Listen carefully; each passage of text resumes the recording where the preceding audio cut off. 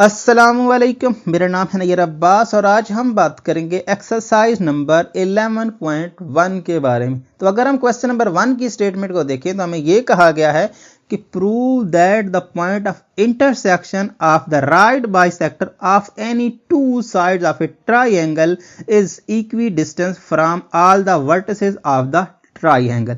अगर हम इसको थोड़ा बहुत समझने की कोशिश करें तो हमें ये कह रहे हैं कि आपको पॉइंट ऑफ इंटरसेक्शन लेना है, और पॉइंट ऑफ इंटरसेक्शन कहां से लेना है? Right bisector of any two sides of A triangle.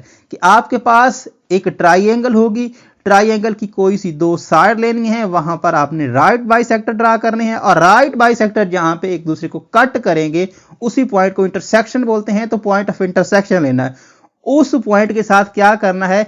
Is equi distance from all the vertices of a triangle. वो जो पॉइंट होगा बेसिकली पॉइंट ऑफ इंटरसेक्शन, जहां पर आपके बाइसेक्टर्स आपस में कट करेंगे, उस पॉइंट का डिस्टेंस ट्राइंगल के तमाम वर्टिसेस के इक्वल साबित करना है। मतलब उसका डिस्टेंस उसके तीनों वर्टिसेस के साथ इक्वल मेजरमेंट रखता है, ये आपको साबित करना है। तो यहां पर जो टर्म्स यूज किए हैं पहले तो हमें यह पता होना चाहिए, वरना तो क्वेश्चन को हम समझ भी नहीं पाएंगे। पहले उसने कहा point of intersection. Point of intersection क्या होता है? ऐसा पॉइंट जहां पर आपकी दो या दो से ज्यादा लाइन आपस में एक दूसरे को काटती हैं। फॉर एग्जांपल अगर मैं आपको यह कहूं कि यह आपके पास एक लाइन है, लेट से एक लाइन ये है और दूसरी लाइन इसको इस तरह से काटती है, चाहे किसी भी तरह से काटे, इस तरह से काटे, इस तरह से काटे, इस तरह से काटे, इस तरह से काटे, किसी भी तरह से काटे, जिस पॉइंट पर ये एक दूसरे को काटती हैं वो पॉइंट ऑफ इंटरसेक्शन कहलाता है। तो ये पॉइंट होता है बेसिकली पॉइंट ऑफ इंटरसेक्शन। इस केस में हमें पॉइंट ऑफ इंटरसेक्शन के बारे में कहा गया कि पॉइंट ऑफ इंटरसेक्शन है कुछ लाइंस का। उसके बाद उसने कहा कि भाई आपके पास ये एक नई टर्म है राइट बाइसेक्टर। राइट बाइसेक्टर के बारे में चैप्टर नंबर 9 में भी हमने काफी पढ़ा, और इसके पहले जो दो थ्योरम किया उसमें भी राइट बाइसेक्टर का यूज आया। राइट बाइसेक्टर बेसिकली एक ऐसी लाइन होती है जो दूसरी लाइन को इक्वली दो पार्ट्स में डिवाइड करती है और उसके साथ साथ 90 का एंगल भी बनाती है।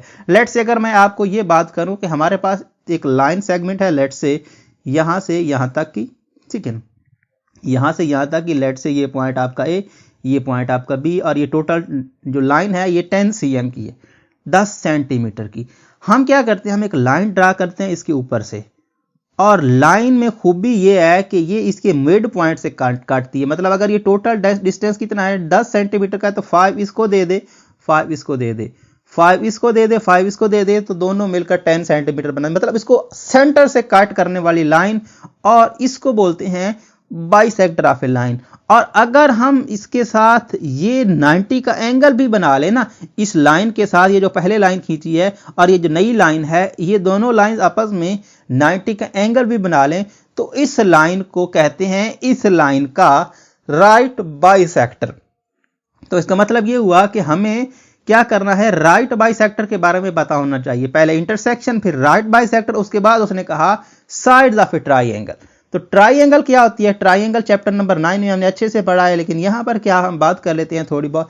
ट्राइंगल एक ऐसी शेप को कहते हैं जो बेसिकली क्लोज शेप होती है और उसकी 3 साइड्स और 3 एंगल होते हैं। फॉर एग्जांपल आप किसी तरह से आर्बिट्रेरी आप लेके चल सकते हो इस तरह की शेप्स, ठीक है, इस तरह की शेप्स आपके पास ट्राइंगल की शेप्स कहलाती हैं।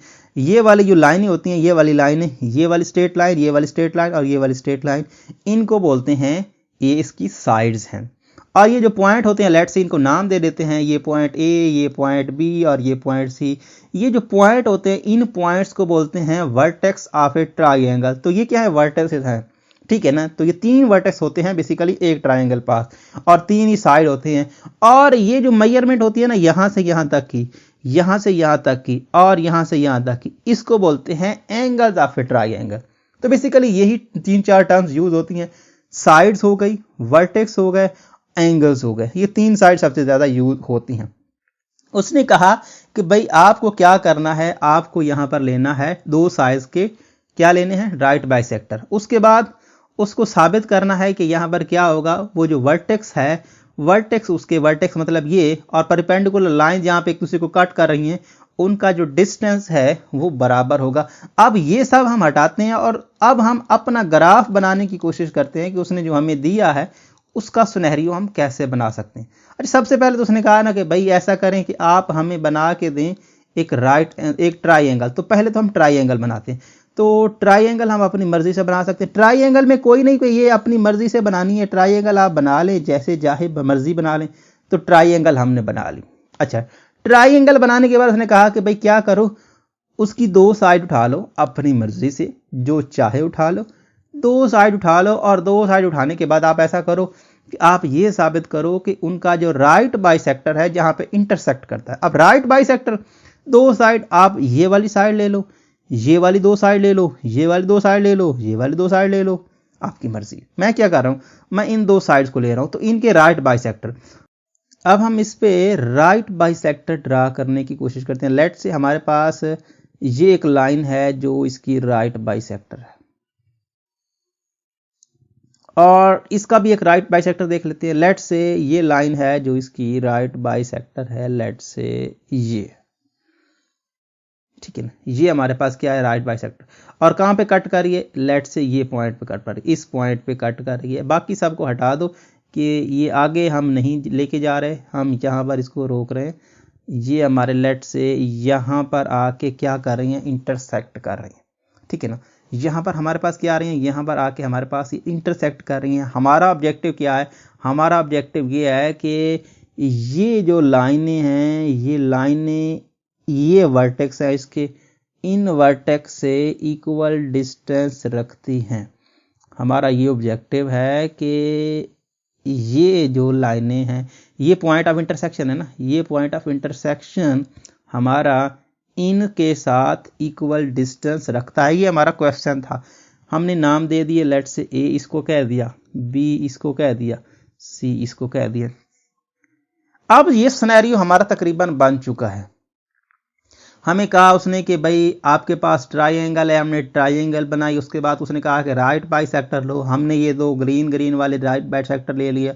और राइट बाइसेक्टर लेने के बाद हमें ये पता है, राइट बाइसेक्टर लिए हैं ना, तो भाई ये वाले एंगल जो है ना, ये 90 के हैं, ये याद रखना। ये एंगल क्या है, 90 के हैं। और ये आपके जो साइड्स हैं, ये साइड्स भी ये यहाँ से यहाँ तक और यहाँ से यहाँ तक इक्वल होंगी, यहाँ से यहाँ तक और यहाँ से यहाँ तक ये भी इक्वल होंगी। अच्छा, सो नाम दे लो इनको भी। लेट से हमने नाम दे दिया भाई, ये जो पॉइंट यहाँ पर हमारी इंटरसेक्शन हो रही है दोनों ये राइट बाइसेक्टर की, इसको लेट से हम नाम दे देते हैं ओ का, ठीक है ना। हम इसको ओ का नाम दे देते हैं और बाकी को भी नाम दे देते हैं। लेट से ये आपने ए बी सी और इसको लेट से डी कह दो और इसको लेट से एफ कह दो। अपनी मर्जी से नाम देने क्या फ़र्क पड़ता, तो हमने नाम दे दिए।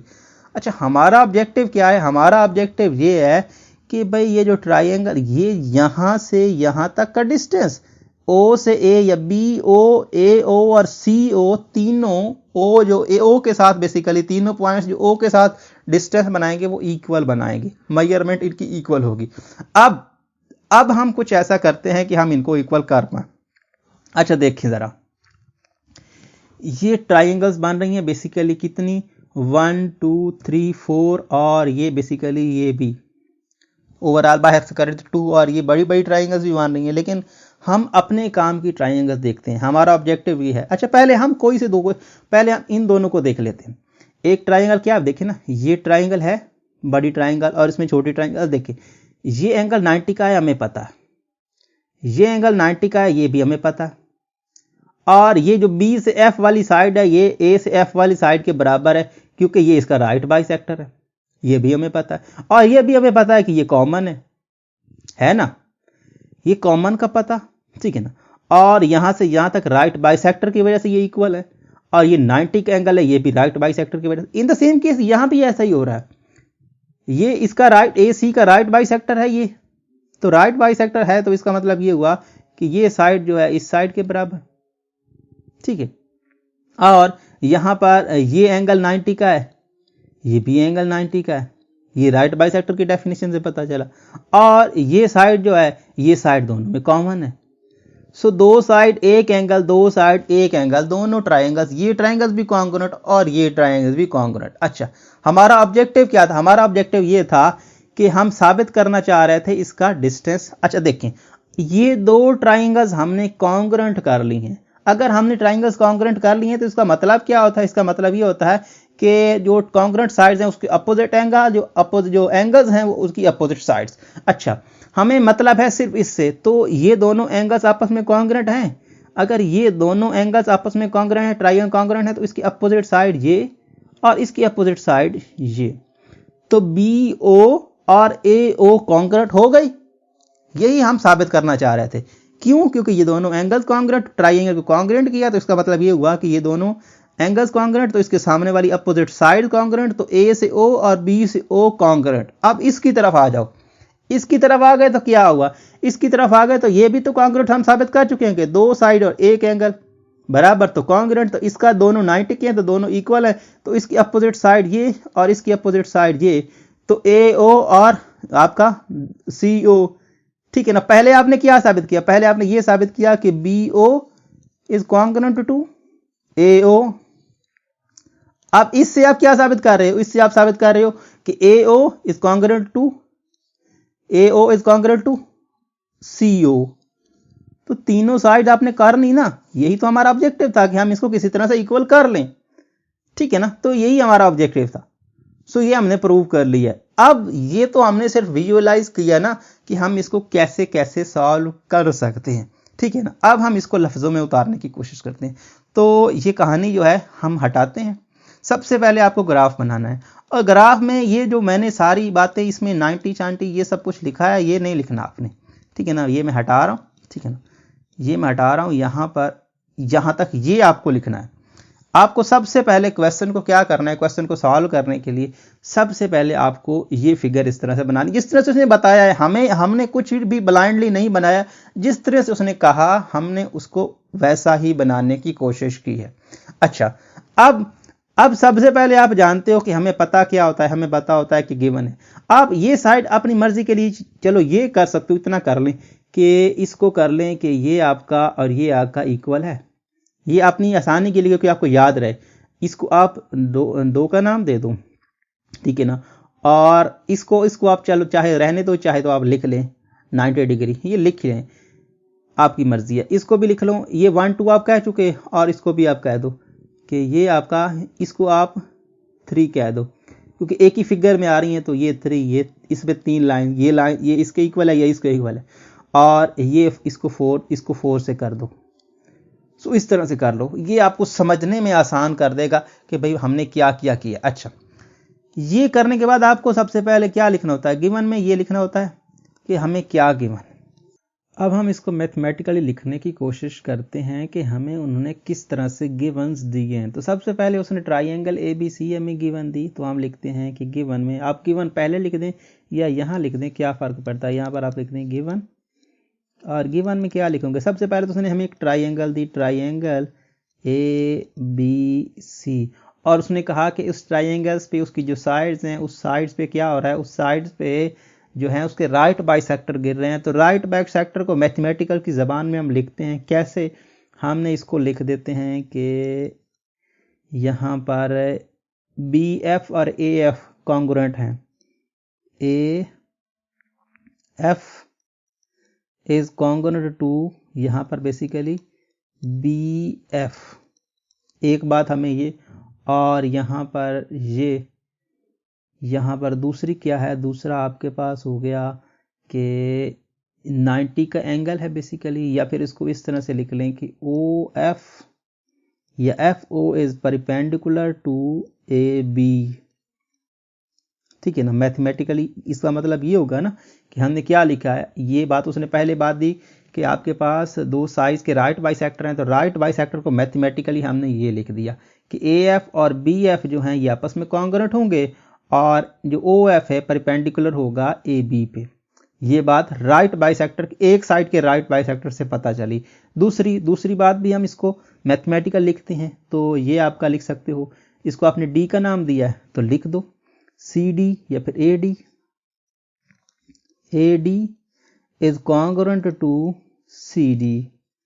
ठीक है ना, और इसके साथ साथ के OD is perpendicular to AC।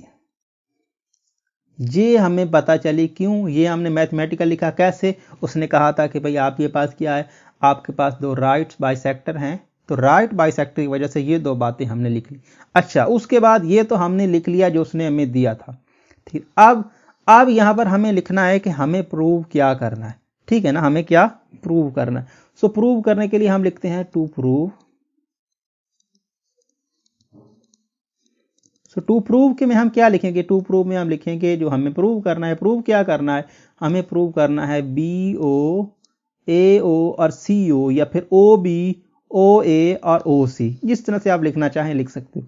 OA OB and OC या BO AO एंड जिस तरह से आप लिखना चाहें, एक ही फॉर्म में लिखना है, ऐसा नहीं है कि उलट सीधा लिखना है। एक में जैसा लिखा दूसरे को भी वैसा ही लिखना है। तो OA is congruent to OB and OB is congruent to OC। ये है आपका ऑब्जेक्टिव। अच्छा, इस केस में आपने नया क्या किया, नया आपने कुछ नहीं किया, बस हमने B को O से मिलाया, A को O से मिलाया और C को O से मिलाया, बाकी तो उसने दिया था वही हमने किया। तो अब कंस्ट्रक्शन में आप ये लिख दो कि हमने कंस्ट्रक्शन में क्या किया। तो कंस्ट्रक्शन में हमने भाई कुछ नहीं किया, हमने सिर्फ उनको मिलाया है। कंस्ट्रक्शन में हमने कुछ भी नहीं किया, हमने किया है ज्वाइन किया है A को O से। वी ज्वाइन, ठीक है ना, वी ज्वाइन क्या किया है, A को O से, A to O and A to O किया, उसके बाद B को O से किया, B to O B to O B to O। इसको वैसे आप इस तरह से लिखते हैं, इस तरह से ज्यादा बेस्ट है। A to O B to O और C to O। C को ज्वाइन किया किससे, C को O से ज्वाइन किया। कंस्ट्रक्शन में हमने सिर्फ ये काम किया है कि भाई इन सब को O से ज्वाइन किया, बाकी तो जो उसने दिया था वही हमने लिखा। अच्छा, यहां तक तो हम वैसे बात कर ली कि क्या गिवन था, क्या करना है, कैसे। अब नेक्स्ट काम आपको पता है कि क्या करना था। यहां पर लिखना होता है कि स्टेटमेंट्स, ठीक है ना, और यहां पर लिखना होता है दूसरी साइड पे रीजंस। तो स्टेटमेंट्स और रीजंस तो मैं कॉपी कर लेता हूं पिक्स को, और फिर हम देखते रहेंगे कि हमें क्या क्या कैसे कैसे हमने करना। सो इसको हम कॉपी कर लेते हैं, और कॉपी कर लेंगे तो हमारे लिए आसान भी हो जाएगा समझना, क्योंकि ग्राफ को अगर हम जहन में रखेंगे तो क्वेश्चन को मुश्किल से हम सॉल्व नहीं करेंगे, बल्कि आसानी से क्वेश्चन सॉल्व हो जाएगा। अब देखें, इस फिगर को हम साथ साथ लेके चलते रहेंगे। थोड़ा इसको छोटा कर देता हूँ क्योंकि यहाँ पे आ जाओ भाई। अच्छा, स्टेटमेंट्स और रीजन, यहाँ पर आप चाहो तो लाइन लगा सकते हो, यहाँ पर क्या आएगी, यहाँ लाइन लगा दी। अच्छा, स्टेटमेंट्स और रीजन, सबसे पहले हमने किस ट्रायंगल को देखा था, हमने इन दो ट्रायंगल्स को देखा। चाहे तो इनको देख लो, चाहे तो इनको देख लो। कौन सी ट्रायंगल, AFO लिख दो, और A आप ये लिख दो AFO, और ये BFO, ठीक है ना, यही है ना। सो ट्रायंगल AFO, या फिर ऐसा नहीं लिखना चाहते तो AOF लिख लो, कोई फर्क नहीं पड़ता। AOF is correspond to BOF, triangle मैंने नहीं लिखा, ट्राइंगल BOF। इनका हम रिलेशन देखना चाह रहे हैं, और इनके रिलेशन में क्या है, ये आपका B से F और A से F तो क्या है, इक्वल है डेफिनेशन से, राइट बाइसेक्टर की वजह से। सो AF, और यहां पर ये कॉन्ग्रुएंट होगा BF से। क्यों, यहां पर ये इसलिए क्योंकि ये तो गिवन है, राइट बाइसेक्टर की डेफिनेशन है ये। अच्छा, अब एंगल कैसे लिखते हैं, एंगल को सेंटर में लेके आते हैं, ठीक है ना, एंगल को हमेशा से सेंटर में लेके आते हैं, तो इसको लिखेंगे AFO। So angle AFO is congruent to angle BFO।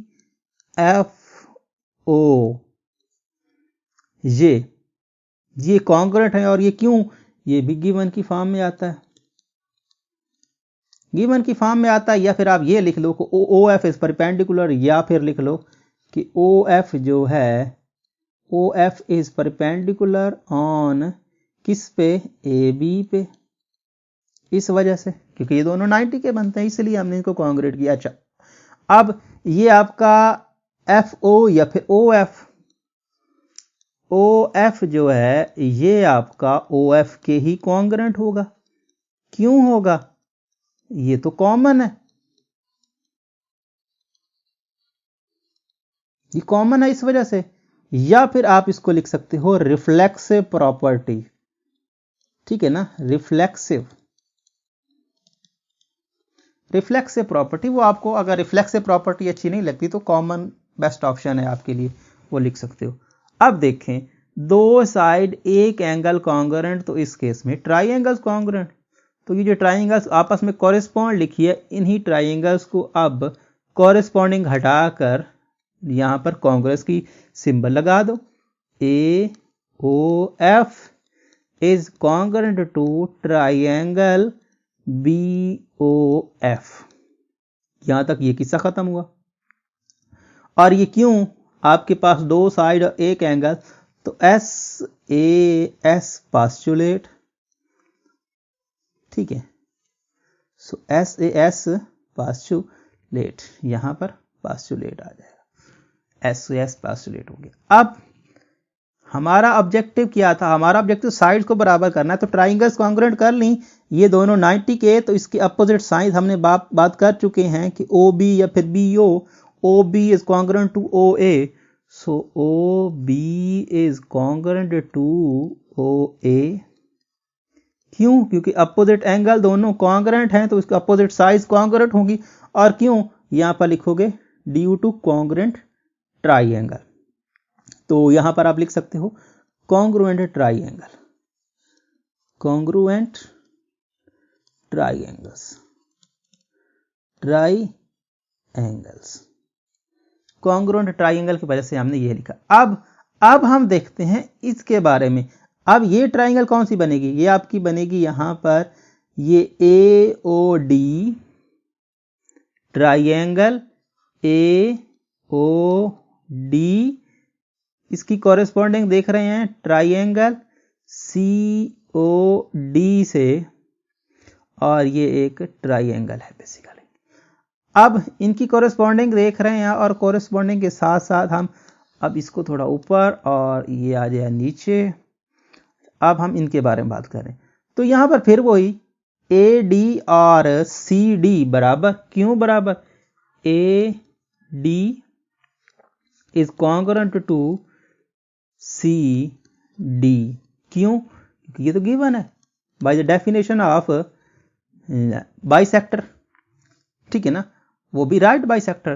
तो अब राइट की डेफिनेशन लिख दो, तो angle A D O, angle A D O is congruent to angle C D O.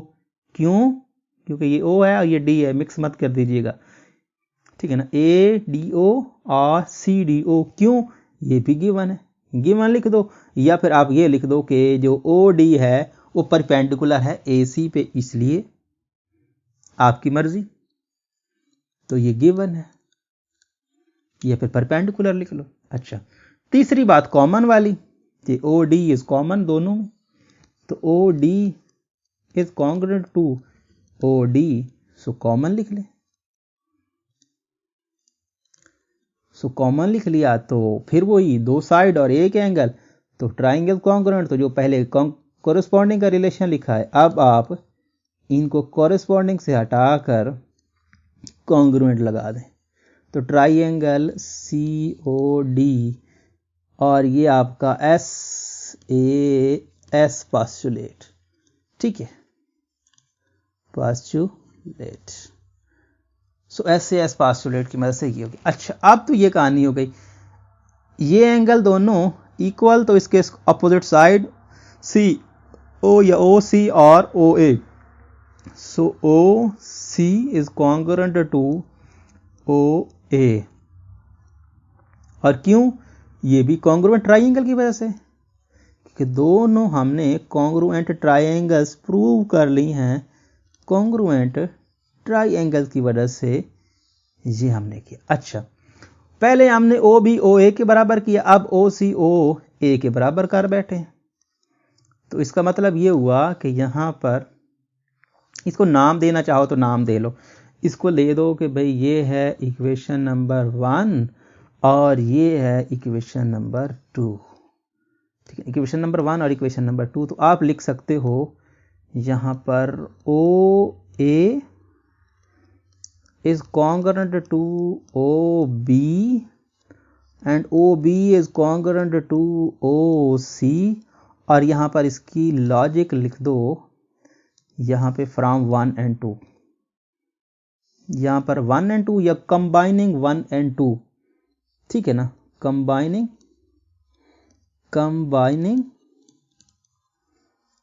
Equation 1 and 2 या फिर फ्रॉम 1 and 2। और यही तो हमारा ऑब्जेक्टिव था, यही तो हम चाह रहे थे कि उस जो पॉइंट ऑफ इंटरसेक्शन है, पॉइंट ऑफ इंटरसेक्शन से तमाम वर्टिसेस का फासला सेम है। तो इस तरह से ये क्वेश्चन हमारा सॉल्व होता है। अब हम नेक्स्ट की कहानी करते हैं। नेक्स्ट में क्या सीन है यहां पर देखते हैं इसको। आपको ये कह रहे हैं कि prove that the centre of the circle is on the right bisector of each of its chord. अच्छा, तो यहां पर तो आपको फिर कुछ टर्म्स की नई जरूरत पड़ेगी। आपको पता होना चाहिए कि सर्कल क्या होता है, उसका सेंटर क्या होता है। राइट बाइसेक्टर के बारे में तो हम पहले बात कर चुके हैं, और कॉर्ड्स क्या होते हैं।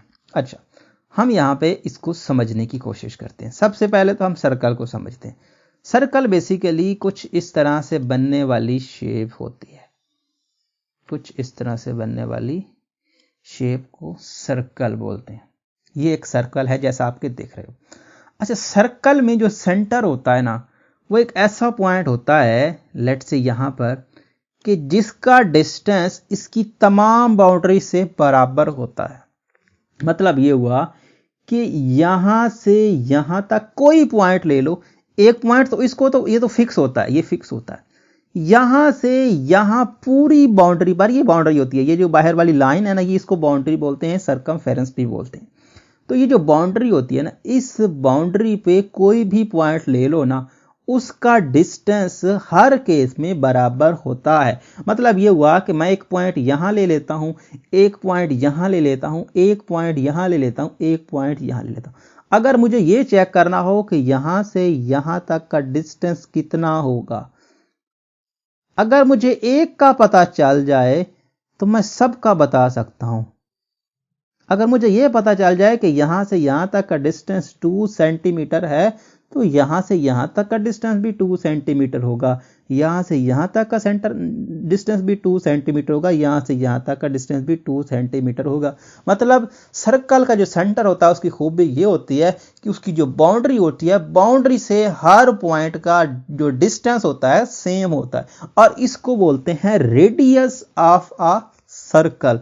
रेडियस ऑफ अ सर्कल क्या होता है कि सेंटर से उसकी बाउंड्री का जो उसकी बाउंड्री से जो डिस्टेंस है, वो डिस्टेंस रेडियस कहलाता है। और यहां पर ये जो मैंने जिस तरह से ये लाइन खींची है, यहां से यहां तक की जो लाइन होती है, ये पूरी लाइन, ये बेसिकली रेडियस का डबल, मतलब रेडियस का डबल सेंटर जो सर्कल होता है उसका डायामीटर कहलाता है।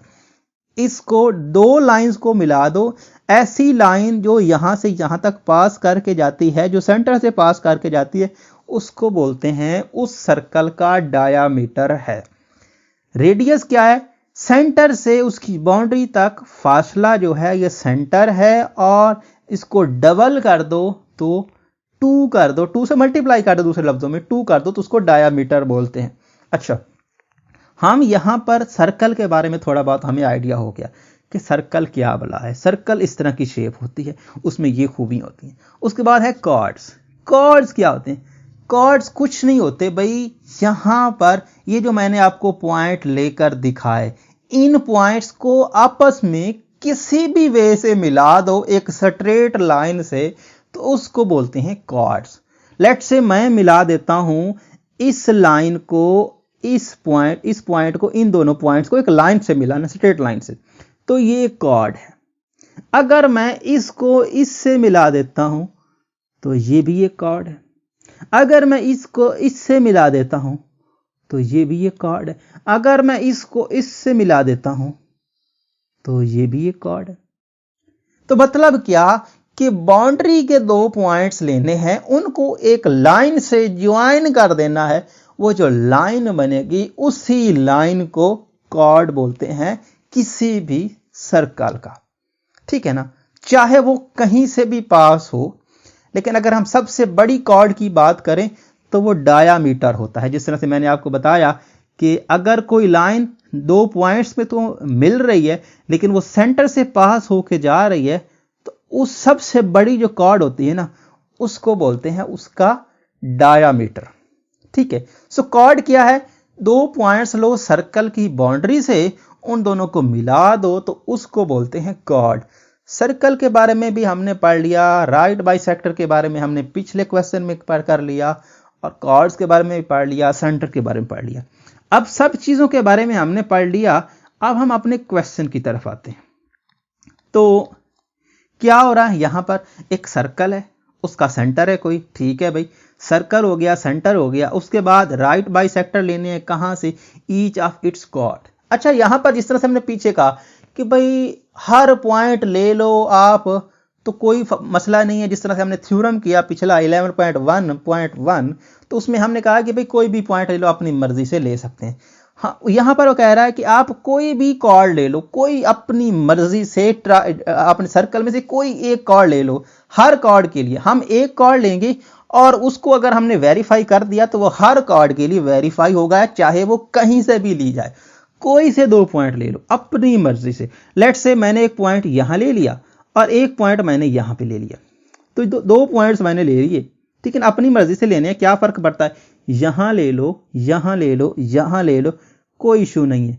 चाहे तो जहां मर्जी है आपने पॉइंट्स ले सकते हो। दो पॉइंट्स लेट्स से मैं यहां ले लेता हूं, एक पॉइंट यहां ले लेता हूं, एक यहां ले लेता हूं, कोई मसला नहीं है। अपनी मर्जी से पूरे सर्कल की बाउंड्री से दो पॉइंट ले लो और उनको मिला दो। तो मिलाने से ये एक कॉर्ड बन गई है। हमारा ऑब्जेक्टिव क्या है? हमारा ऑब्जेक्टिव ये है कि आपको ये प्रूव करना है कि centre of circle is on right bisector of each of its cord.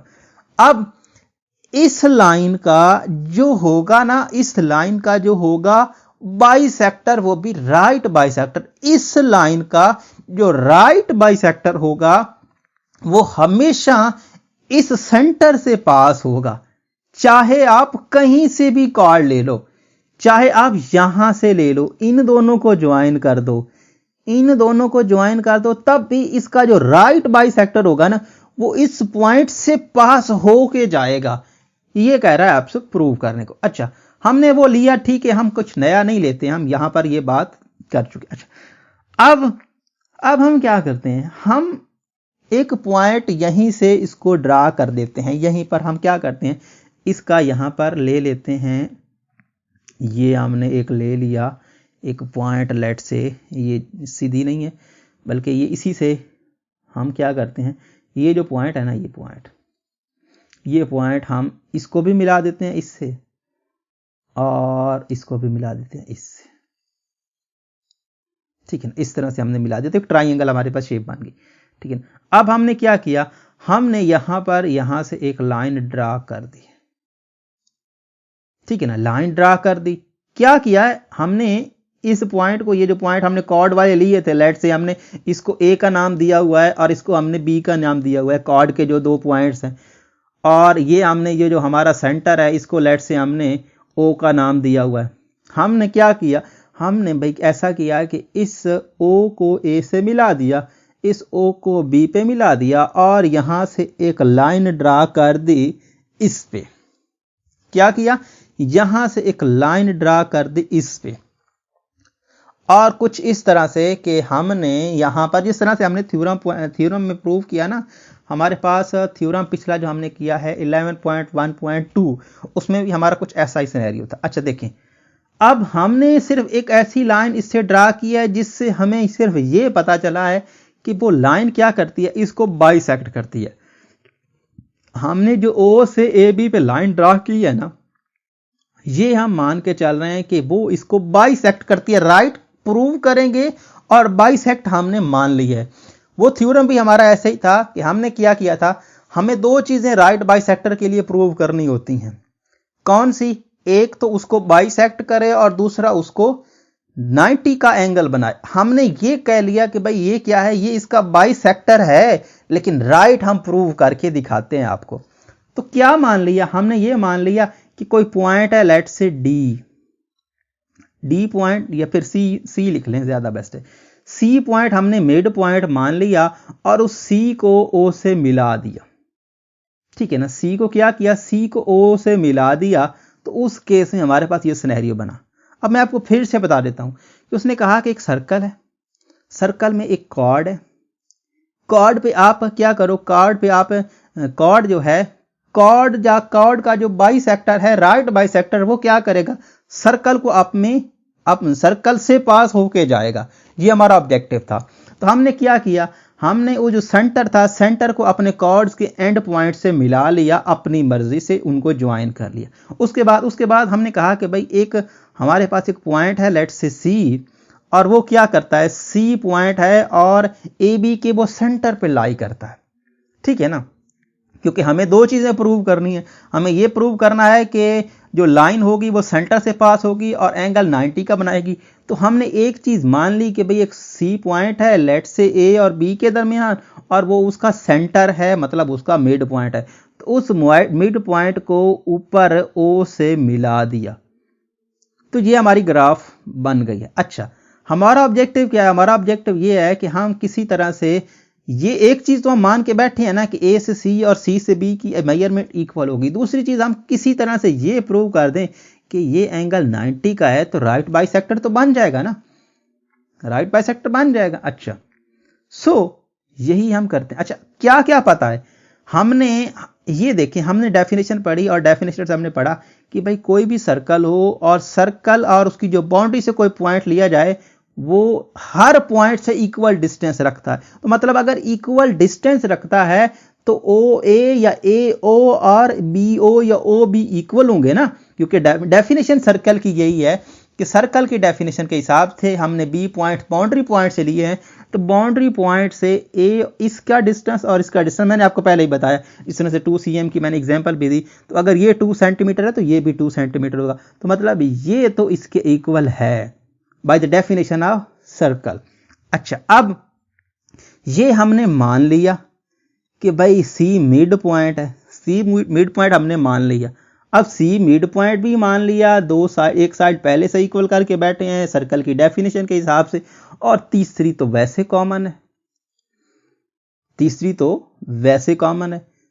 तीनों साइड एक ट्राइंगल की अगर इक्वल होती हैं तो एस एस एस पास्चुरेट के हिसाब से ट्राइंगल्स कॉन्ग्रुएंट होती हैं, और अगर ट्राइंगल्स कॉन्ग्रुएंट होती हैं तो उस केस में हम ये कहते हैं कि भाई ऐसा है कि इसके जो अपोजिट एंगल है ना वो भी इक्वल होंगे। तो बाकी एंगल्स को हमें मतलब नहीं है, हमारा ये दोनों साइड्स आपस में क्या है, कॉन्ग्रुएंट, तो इनके अपोजिट एंगल भी कॉन्ग्रुएंट होंगे। और जो हमारे पास सप्लीमेंट्री एंगल्स होते हैं, मतलब हम पहले भी बात कर चुके हैं कि अगर यहां से यहां तक आपके पास एक लाइन दूसरी लाइन को कट कर रही है और यहां से यहां तक का जो डिस्टेंस होता है एंगल्स में, एंगल्स की फॉर्म में अगर हम देखें तो ये एंगल 180 डिग्री का होता है। एक लाइन दूसरी लाइन को चाहे किसी भी तरह से कट कर सकती है, एक ही लाइन से स्टार्ट करो और उसी लाइन पर दोबारा पहुंचते वक्त 180 डिग्री बन जाते हैं।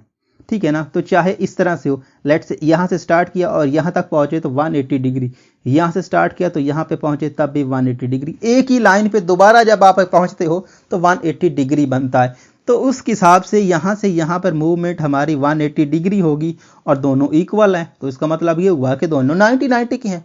तो 90 का साबित हो गया। आपने मिड पॉइंट पहले से मानना हुआ है तो आपका साबित हो जाएगा कि क्या है, सेंटर से पास करने वाली लाइन है। तो ठीक हो गया। ये तो हमारी विजुअलाइजेशन है जो हमने इस क्वेश्चन को पढ़ के समझने की कोशिश की, सॉल्व करने का सारा हीला बहाना हमने किया। अच्छा, अब हमारा असल काम स्टार्ट होता है। क्या लिखते हैं? गिवन लिखते हैं सबसे पहले।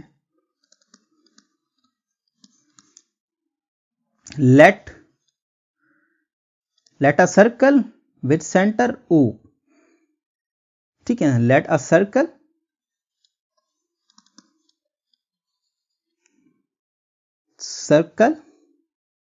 With centre O। यहां पे सेंटर O और O को आप ब्रैकेट में लिख लें। एक सर्कल है हमारे पास जिसका सेंटर जो है वो O है। अच्छा, यहां पर एक बात हो गई। और उसके बाद हमने कहा कि AB जो है line segment is chord, CHORDS, chord है। AB हमने कॉर्ड माना था भाई। AB क्या है? AB एक कॉर्ड है। उसके बाद यहां पर ये हमें पता चला कि ये कॉर्ड। अच्छा, ठीक हो गया भाई। अब ये हमें गिवन था कि कॉर्ड है और यहां पर कॉर्ड आपके पास है, एक सर्कल है। बाकी जो आपको प्रूव करना है, क्या प्रूव करना है? आपको प्रूव करना है। अब लिखें टू प्रूव, कि हमें प्रूव क्या करना है। टू प्रूव में आप लिखोगे कि यहां पर इसका जो बाइसेक्टर है, राइट बाइसेक्टर ऑफ AB, या फिर O, अप्रूव करना है कि आपके पास O पॉइंट क्या है? AB के, आपके पास AB के राइट बाइसेक्टर पर आता है, ठीक है ना। O is a point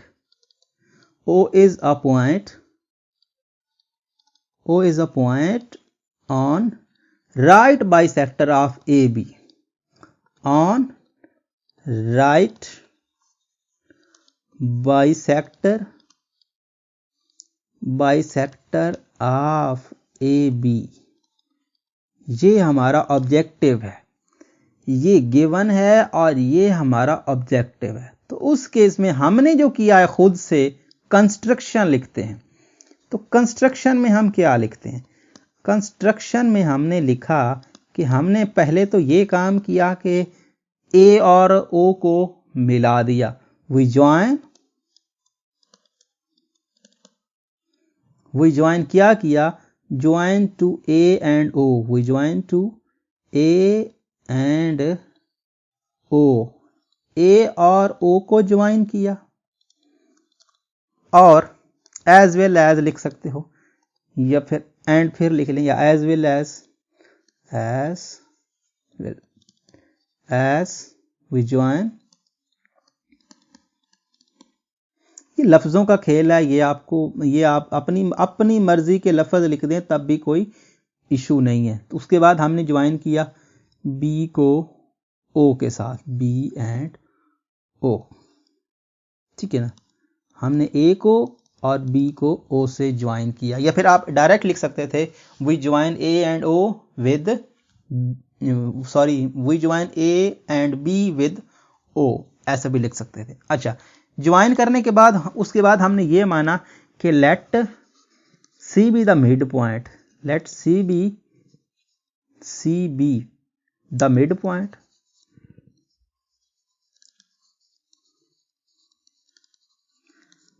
of AB। ये हमारी अजम्पशन थी। हमने AB को, C जो है उसको AB का मिड पॉइंट माना, और उसके बाद फिर वी ज्वाइन। उसके बाद हमने क्या किया? C को O से भी मिलाया, तो we join C and O। ये हमारी कंस्ट्रक्शन है, ये हमने अपना काम दिखाया है जो हमें प्रूव करने के लिए करना पड़ा, ठीक है ना। ये कंस्ट्रक्शन, और कंस्ट्रक्शन के बाद सारी कहानी एंड हो गई। अब हम इसको कॉपी कर लेते हैं ताकि हम इसको देखते रहें और अपनी बात करते रहें। तो हम इसको कॉपी कर लेते हैं। तो ओके हो गया, तो यहाँ पर हमने इसको कॉपी कर लिया। अब आते हैं भाई अपने असल काम पे। यहाँ पे इसको पेस्ट करते हैं और इसको थोड़ा छोटा करते हैं। इधर आ जाओ भाई। अच्छा, सो यहाँ पे स्टेटमेंट्स,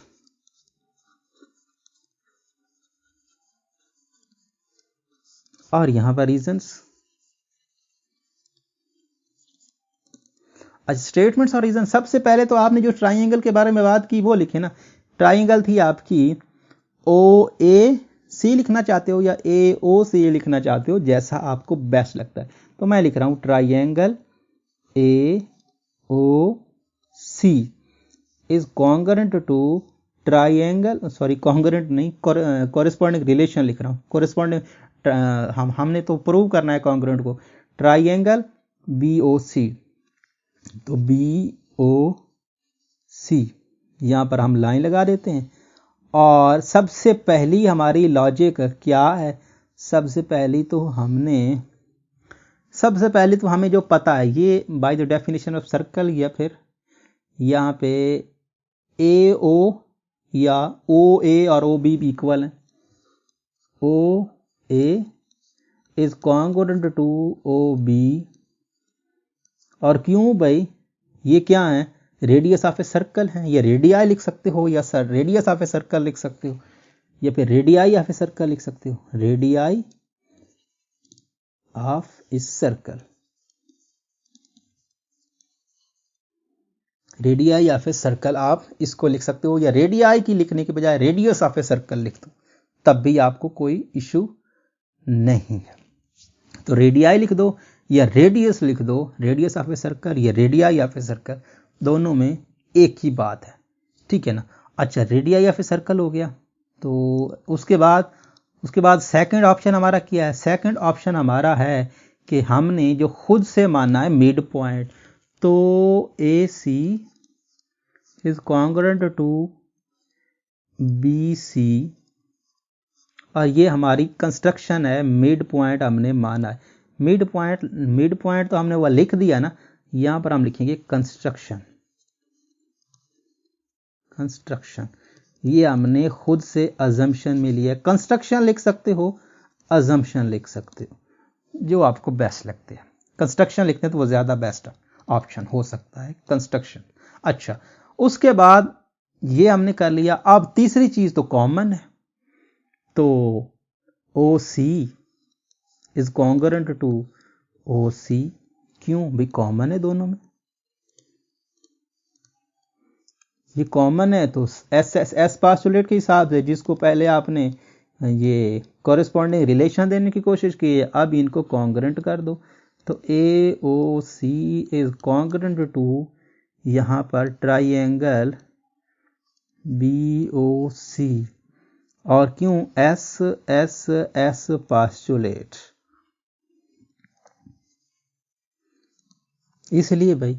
अच्छा, यहां तक तो ये कहानी हो गई। अब नेक्स्ट क्या है, नेक्स्ट आपके पास ये है कि भाई ये साइड और ये साइड आपस में कॉन्ग्रुएंट है। मैं आपको जूम करके थोड़ा दिखा दूं, क्योंकि अभी आपको देखना जरूरी है। अच्छा देखिए, हमने कहा कि भाई ऐसा है कि भाई ये साइड जो है ना, इसके ये देखना, ये साइड और ये साइड आपस में कॉन्ग्रुएंट, तो इसके सामने वाले एंगल आपने आपस में कॉन्ग्रुएंट। तो मतलब ये हुआ कि ओ ए और ओ बी अगर कॉन्ग्रुएंट हैं, तो इसके सामने वाला एंगल जो ये सी पे बन रहा है, ओ सी ए और ओ बी ए, या फिर बी सी ओ और ए सी ओ, दोनों केसेस में आप लिख सकते हो ए सी ओ या फिर ओ सी ए से स्टार्ट कर लें या ओ से स्टार्ट कर लें, बात एक ही है। तो यही मैं लिखने लगा हूं कि ये दोनों इक्वल होंगे, और इसकी रीजन मैं आपको बता चुका हूं कि क्यों होगा ये, ठीक है। सो यहां पर ये मैं लिखने लगा हूं। अच्छा, कि एंगल जो है, एंगल आपका भाई कौन सा, एंगल आपका A C O is congruent to B C O, क्यों, यहां पर भी एंगल, तो क्यों भाई, कॉन्ग्रुएंट ट्राइंगल हमने प्रूव किया इसीलिए, तो कॉन्ग्रुएंट ट्राइंगल की वजह से, कॉन्ग्रुएंट ट्राइंगल की वजह से हमने भाई इसको ऐसे किया है। और यहां पर हम जानते हैं कि ये दोनों एंगल क्या हैं, दोनों एंगल सप्लीमेंट्री हैं, ठीक है, दोनों एंगल क्या हैं, सप्लीमेंट्री हैं। तो यहां पर आप लिख सकते कि यहां पर एंगल ए सी ओ, यहां पर मैयर एंगल लिख दें, measure angle A C O plus measure angle, sorry मैं गलत लिख रहा हूँ, मैयर पहले लिखना था, measure angle BCO which is equal to 180 degree supplementary angle.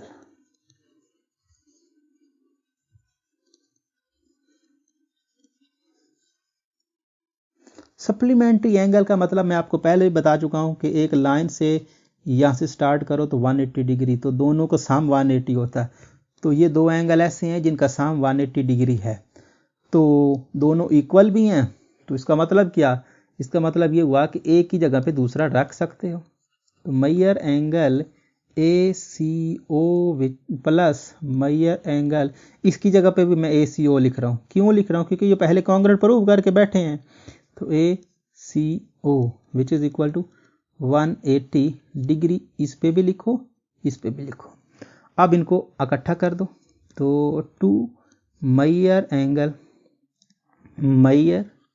Angle ACO which is equal to 180 degree. So single angle क्या आएगा, 180 पे डिवाइड कर देंगे तो आपके पास आएगा measure angle ACO which is equal to 180 degree divided by 2 which is equal to 90 degree. अच्छा, सो यहाँ पर in this case measure angle ACO is equal to measure angle आपका ACO नहीं बल्कि BCO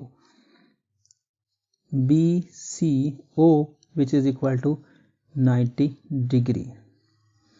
सो यहाँ पर ये बात आपकी खत्म हुई, ऐसे इस पे लाइन लगाओ और यहाँ पर ये बात और लास्ट पे लिख दो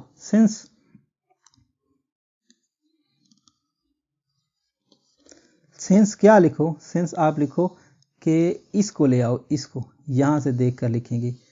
ये क्या कर रहे हो भाई, चलो फिर से पेस्ट कर लेते हैं।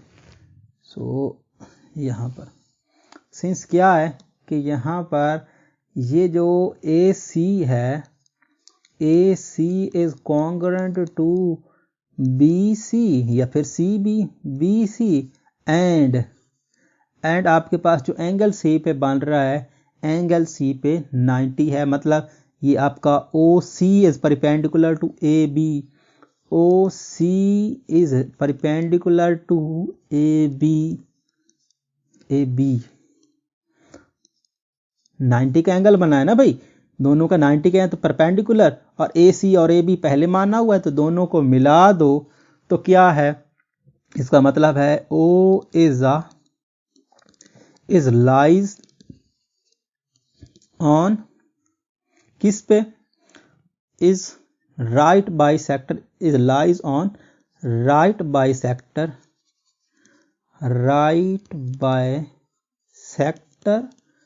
ऑफ AB, क्योंकि ये AB का राइट बाइसेक्टर बन गया ना, दो हिस्सों में काट भी रहा है और एंगल 90 का बना रहा है तो राइट बाइसेक्टर बन गया, तो राइट बाइसेक्टर पे O आ रहा है।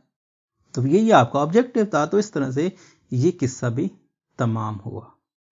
अब हम बात कर लेते हैं अपने नेक्स्ट पार्ट की, मतलब क्वेश्चन नंबर 3 की। तो क्वेश्चन नंबर 3 की स्टेटमेंट ये है कि where will be the centre of a circle passing through 3 non collinear points and why, कि अगर आपके पास एक सर्कल हो और वो 3 नॉन कोलिनियर पॉइंट से पास हो रहा हो तो उस केस में आपका जो सेंटर है बेसिकली सर्कल का कहां पे होगा और क्यों होगा। अब देखें जरा, नॉन कोलिनियर पॉइंट्स बेसिकली उन पॉइंट्स को कहते हैं जो एक ही लाइन पर ना आ सकें। लेट्स से आपके पास एक तीन पॉइंट मैं आपको पहले लेके देता हूं कोलिनियर पॉइंट। लेट्स से ये 3 पॉइंट्स हैं, आप इस पे एक लाइन ड्रा करते हो तो ये देखो ये लाइन तीनों पे आ रही है, लेकिन अगर आप 3 पॉइंट्स कुछ इस तरह से लेते हो, लेट्स से ये, तो कोई लाइन ऐसी ड्रा कर ही नहीं सकते जो तीनों पॉइंट्स एक ही लाइन पे आ जाएं। तो अगर तीनों पॉइंट्स एक ही लाइन पे ना आ सकें तो उन पॉइंट्स को बोलते हैं नॉन कोलिनियर पॉइंट्स। तो मतलब ये हुआ कि आपके पास 3 पॉइंट्स ऐसे हैं जो एक ही लाइन पे नहीं आ सकते, नॉन कोलिनियर पॉइंट्स है, और सर्कल उनमें से पास कर रहा है। ठीक है, तो पहले तो आपको पता होना चाहिए सर्कल बना ले। तो सर्कल, लेट्स से सर्कल आपका कुछ इस तरह से बन गया, ठीक है ना, लेट्स से आपका ये सर्कल है।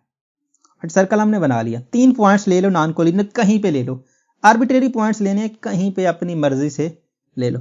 लेट से मैंने एक पॉइंट यहाँ ले लिया, दूसरा पॉइंट लेट से मैंने यहाँ ले लिया, और तीसरा पॉइंट लेट से मैं यहाँ ले लेता हूँ।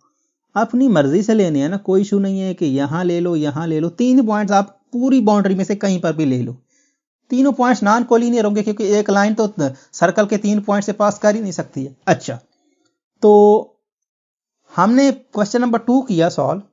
हमने कहा कि भाई अगर आपके पास कोई सर्कल की कॉर्ड है ना, तो उस केस में अगर उस पे परपेंडिकुलर बाइसेक्टर लिया जाए, उसका बाइसेक्टर लिया जाए राइट बाइसेक्टर, तो ओरिजिन से पास करके जाता है वो, उसका जो राइट बाइसेक्टर है वो ओरिजिन से पास करके जाता है। तो अगर हम इनको मिला दें और इन पे राइट बाइसेक्टर्स ले लें तो वो ओरिजिन से पास करके ही जाएंगे ना, तो जहां पे वो इंटरसेक्ट करेंगे वही आपका सेंटर होगा। यहां पर देखें, सो मैं क्या करता हूं, इनको मिला लेता हूं जिस तरह से हमने पहले ये काम किया है। अब पहले हमने 2 के लिए किया, अब हम 3 के लिए कर लेते हैं। तो ये देखिए इस तरह की फिगर आपको लेट से देखने को मिली। मैंने ये पॉइंट मार्क कर लिया और ये पॉइंट मार्क कर लिया लेट से, और देखने से हमें पता भी चल रहा है कि ये तो क्या है, ये तो एक वैसे भी ट्राइंगल बन रही है। लेकिन ट्राइंगल को बगैर भी देखें तो हमने कहा पीछे कि एवरी कॉर्ड जो है उसका जो राइट बाइसेक्टर है वो क्या करता है, राइट बाइसेक्टर आपका सेंटर से पास होके जाता है। और क्वेश्चन नंबर 1 में हमने किया था, हमारे पास एक ट्राइंगल थी, हमने 2 साइड्स पे राइट बाइसेक्टर लिए थे, जहां पे वो इंटरसेक्ट कर रही थी, वहां पे क्या था, वो इंटरसेक्शन पॉइंट उसके जो वर्टिसेस थे वहां से इक्वल डिस्टेंस रखता था। तो यही काम तो यहां भी करना है, यहां पर भी तो आपको वही पॉइंट फाइंड करना है जिससे तीनों वर्टिसेस जो हैं, तीनों पॉइंट्स जो हैं सेम डिस्टेंस पे रखते हो। तो यहां पर भी तो यही काम है। अब ले लो 3 पॉइंट्स, तो लेट से इसका मिड पॉइंट ये है, इसका मिड पॉइंट ये है, और इसका मिड पॉइंट लेट से ये है। इस पे परपेंडिकुलर इसका राइट बाइसेक्टर ड्रा करते हैं। लेट से इसका राइट बाइसेक्टर है ये, ठीक है ना। ये स्ट्रेट लाइन नहीं है, लेकिन आप इसको स्केल से खींचिएगा तो स्ट्रेट लाइन आपको नजर आएगी। मैं लेट से यहाँ पे स्ट्रेट लाइन ऐसा ही कुछ। अब इसका परपेंडिकुलर कुछ इस तरह से होगा लेट से, और इसका परपेंडिकुलर लेट से कुछ इस तरह से होगा। ये आपका पॉइंट होगा, पॉइंट ऑफ इंटरसेक्शन। और हमने क्या किया, ये तीनों लाइनें जो ली हैं ना, ये तीनों लाइनें हमने कहां से ली हैं, तीनों लाइनें हमने जो ली हैं ना भाई, ये हमने राइट बाइसेक्टर लिए हैं, ठीक है ना। तो नाम दे लो, एक को ए कह लो, एक को बी कह लो, एक को सी कह लो, और ये राइट बाइसेक्टर हमने ले लिए। राइट बाइसेक्टर ले लिए तो जहां पर इसने इंटरसेक्ट किया उसका नाम लेट से हम ओ रख देते हैं। और यहां पर ये जो राइट बाइसेक्टर बी सी को काट रहा है, इसको आप कोई नाम दे लो अपनी मर्जी से। ए बी सी इसको दिया है, इसको अपनी मर्जी से लेट से इसको डी कह दो, इसको ई कह दो, और इसको एफ कह दो। अपनी मर्जी से नाम देने हैं, नाम दे लिए। क्वेश्चन नंबर 1 की तरफ जाएं तो अगर हम क्वेश्चन नंबर 1 की तरफ ना भी जाएं, क्वेश्चन नंबर 2 की तरफ जाएं, तो फिर तो हमने अभी तक क्वेश्चन को सॉल्व कर लिया कि आपके पास ये तीनों क्या हैं, तीनों कॉर्ड्स के राइट बाइसेक्टर हैं। तो जहां पे ये इंटरसेक्ट कर रहे हैं वो आपका सेंटर होगा। लेकिन अगर आप इस तरफ नहीं, इसको मैथमेटिकल प्रूव करना चाह रहे हो, तो मैथमेटिकल क्या करो, यहां से लाइन ड्रा कर दो ये इसके वर्टिसेस पे, और यहां से ये, और यहां से ये ऐसे, तो फिर भी बात वही हो सकती है, ठीक है ना। तो तब भी बात आपकी बन सकती है। तो जिस तरह से आप जाना चाहो जा सकते हो। आप उसको उस तरफ जाना चाहो कि आपके पास जो कॉर्ड्स हैं, कॉर्ड में से जो उसका परपेंडिकुलर बाइसेक्टर है, बेसिकली राइट बाइसेक्टर है। परपेंडिकुलर बाइसेक्टर बोल रहा हूँ, परपेंडिकुलर बाइसेक्टर का मतलब भी होता है, राइट बाइसेक्टर का मतलब भी होता है। राइट बाइसेक्टर है तो राइट बाइसेक्टर बेसिकली क्या है, राइट बाइसेक्टर बेसिकली सेंटर से पास करके जाता है। वो हमने प्रूव किया।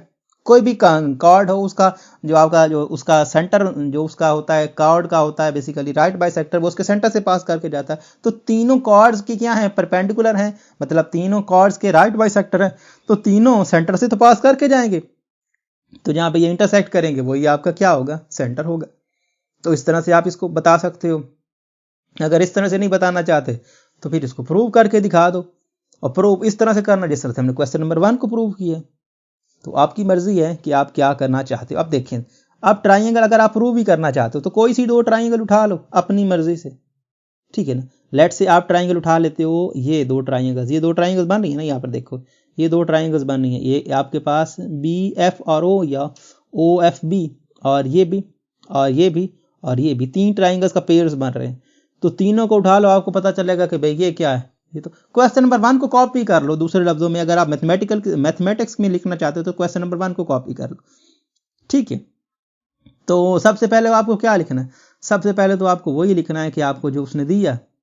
देखिए ना, पीछे क्वेश्चन नंबर 1 को कॉपी करेंगे तो क्या है, कुछ भी नहीं है। जैसे क्वेश्चन नंबर 1 को ये 90 का, ये 90 का, और ये इसका क्या है, ये इसका बेसिकली राइट बाइसेक्टर है, तो ये 90 का, ये 90 का, ये दोनों बराबर हैं, और ये कॉमन है तो ये दोनों कॉन्ग्रुएंट। अब ये दोनों कॉन्ग्रुएंट, ये दोनों कॉन्ग्रुएंट, तो सभी कॉन्ग्रुएंट, ये कॉन्ग्रुएंट, ये दोनों कॉन्ग्रुएंट हुए तो ओ बी और ओ ए बराबर, और ये दोनों कॉन्ग्रुएंट हुए तो ओ बी और ओ सी बराबर, और ये दोनों कॉन्ग्रुएंट हुए तो ओ बी और ओ सी बराबर।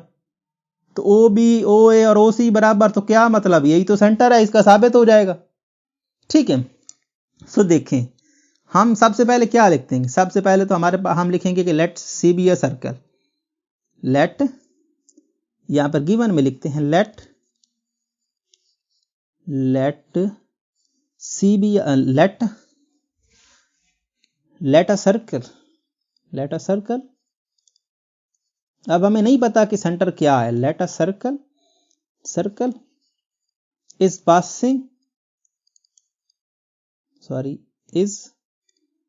पासिंग through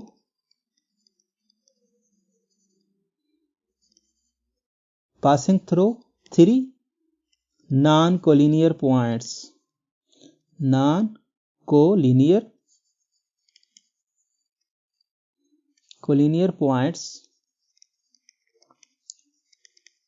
लेट से ये आई ई लिख दो, A comma B and C, ठीक है ना। इन 3 पॉइंट से क्या कर रहा है, पास कर रहा है, ये आपको गिवन है, ठीक है ना। यही आपको पता है ना, सिर्फ अभी तक तो आपको यही पता है और कुछ नहीं पता, ठीक है ना। और आपको अब गिवन आपको सिर्फ यही है। अब गिवन आपको ये है, तो अब लिखें कि टू प्रूव, हमें प्रूव क्या करना है। टू प्रूव में आपको ये साबित करना है कि यहां पर टू प्रूव क्या करना है कि टू प्रूव बेसिकली इसमें आपको लिखना है टू प्रूव। आप टू प्रूव ना लिखें, टू प्रूव लिखने की बजाय आपको फाइंड करना है। यहां पर आपको फाइंड क्या करना है, यहां पर आप फाइंड लिख लें, फाइंड लिख दें centre of circle. Centre of circle जो है वो आपको फाइंड करना है, या फिर आप इसको सेंटर ऑफ सर्कल लिखने के where is centre of circle and why, जी आप लिख लें, तब भी बात वही है कि where is centre of circle, या फिर आपको फाइंड करना है क्या, सेंटर ऑफ सर्कल, ये भी बात काफी है। अच्छा, उसके बाद लास्ट में क्यों का ऑप्शन जो है वो हम लास्ट पे दे देंगे। अच्छा, अब कंस्ट्रक्शन में हमने क्या किया, कंस्ट्रक्शन हम लिखेंगे, कंस्ट्रक्शन में हमने क्या किया, तो हमने कंस्ट्रक्शन में जो किया है को कंस्ट्रक्शन में हमने क्या किया है, कंस्ट्रक्शन में हमने ज्वाइन किया सबसे पहले ए बी और सी को। वी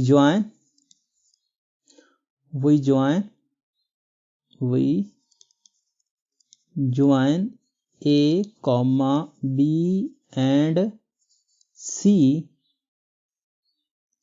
बाय लाइन सेगमेंट्स, हमने किया ए बी और सी को लाइंस के जरिए ज्वाइन कर दिया, ठीक है ना। उसके बाद लाइंस के जरिए ज्वाइन करने के बाद हमने किया उसके बाद हमने परपेंडिकुलर ड्रा किए तीनों पे, ठीक है ना। तो उसके बाद लिखेंगे we draw right bisector, right bisector, RIGHT, right bisector on AB BC and CA या फिर AC पे। ठीक है, ये हमने काम किया। और उसके बाद वो नाम दे दें जो आपने यहां पर नाम दिए थे। नाम क्या दिए थे? ए को ABC कहा था, ए किसको कहा था, B किसको कहा था, C।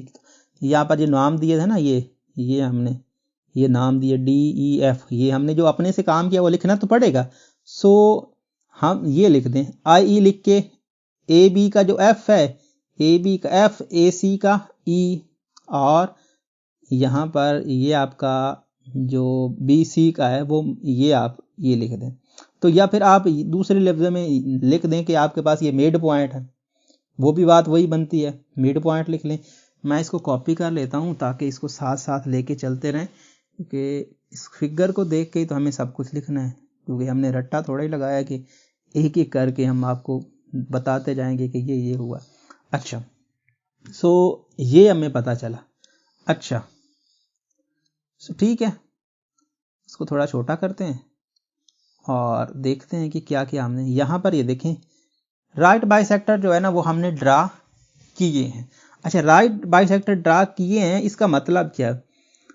उसके बाद ये लिख दें कि राइट बाइसेक्टर ड्रा करने के बाद यहाँ पर लिख दें कि F, E और D को मिड पॉइंट मान लें। IE की फॉर्म में लिख दें IE। इसका मतलब क्या? ये हम मतलब लिख रहे हैं कि राइट बाइसेक्टर से हमें क्या मिला। राइट बाइसेक्टर से हमने क्या मिला? हमने पाया कि F कॉमा, या फिर तरतीब से लिखते हैं DEF। इसका मतलब है कि भाई D कॉमा E कॉमा या फिर एंड लिख लें, एंड लिख लें तो वो ज्यादा बेस्ट है। तो D comma E and F are mid points किसके? E किसका था, D किसका था? D BC का था। तो BC कॉमा, ये E किसका था? AC का था, AC का। और उसके बाद ये F किसका था? AB का था। And AB line segment respectively. ये आपने लिखना है रिस्पेक्टिवली। क्यों लिखना है? क्योंकि तरतीब से लिखे हैं, जिस तरह से D पहले लिखा, D की ये लिखी, E ये लिखा, C लिखा, रिस्पेक्टिवली।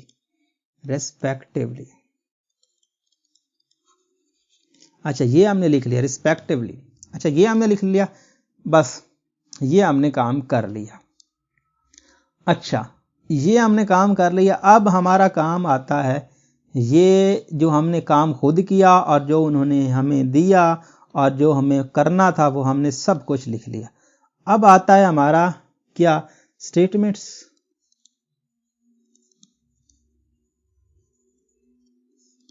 या रीजंस।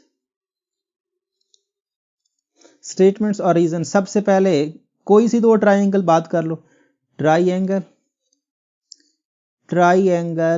ए बी नहीं, ए ओ। यहां पर एक और चीज मैंने मिस कर दी। वो क्या है? वो ये है कि and let O be the point of intersection of, let O be the point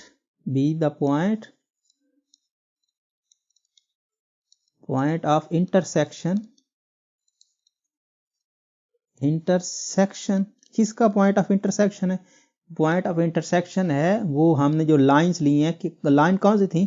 वो लाइंस थी आपके पास right bisector, intersections of right bisectors,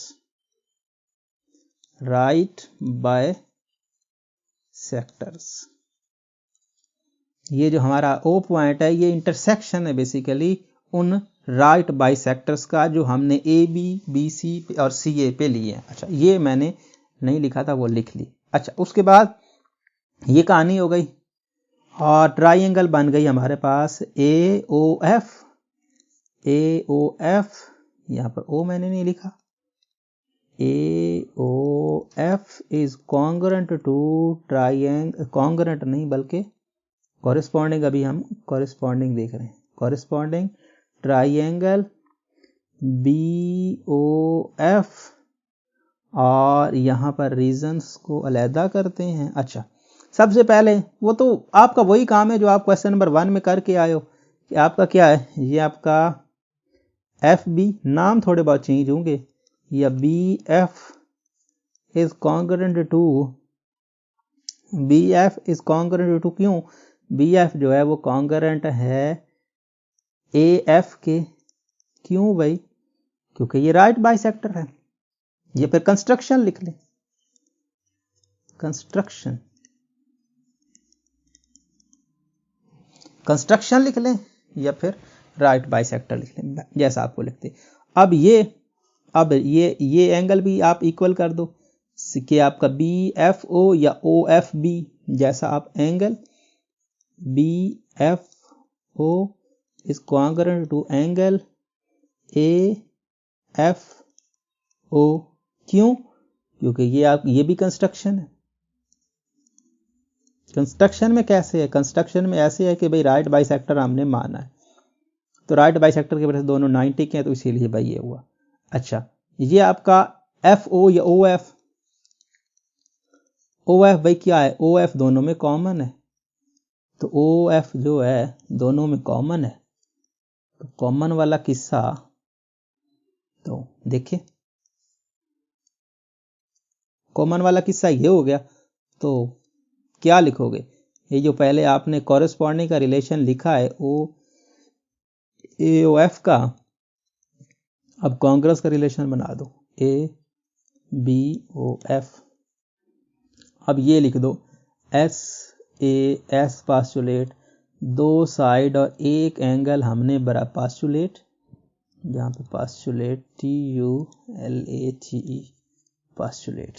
अच्छा, अब अगर ये है तो फिर ये दोनों कॉन्ग्रुएंट, तो OB और OA बराबर कॉन्ग्रुएंट, तो OA is congruent to OB, ठीक है, OA OB के कॉन्ग्रुएंट, और यहां पर लिख दो क्या, कॉन्ग्रुएंट ट्राइंगल,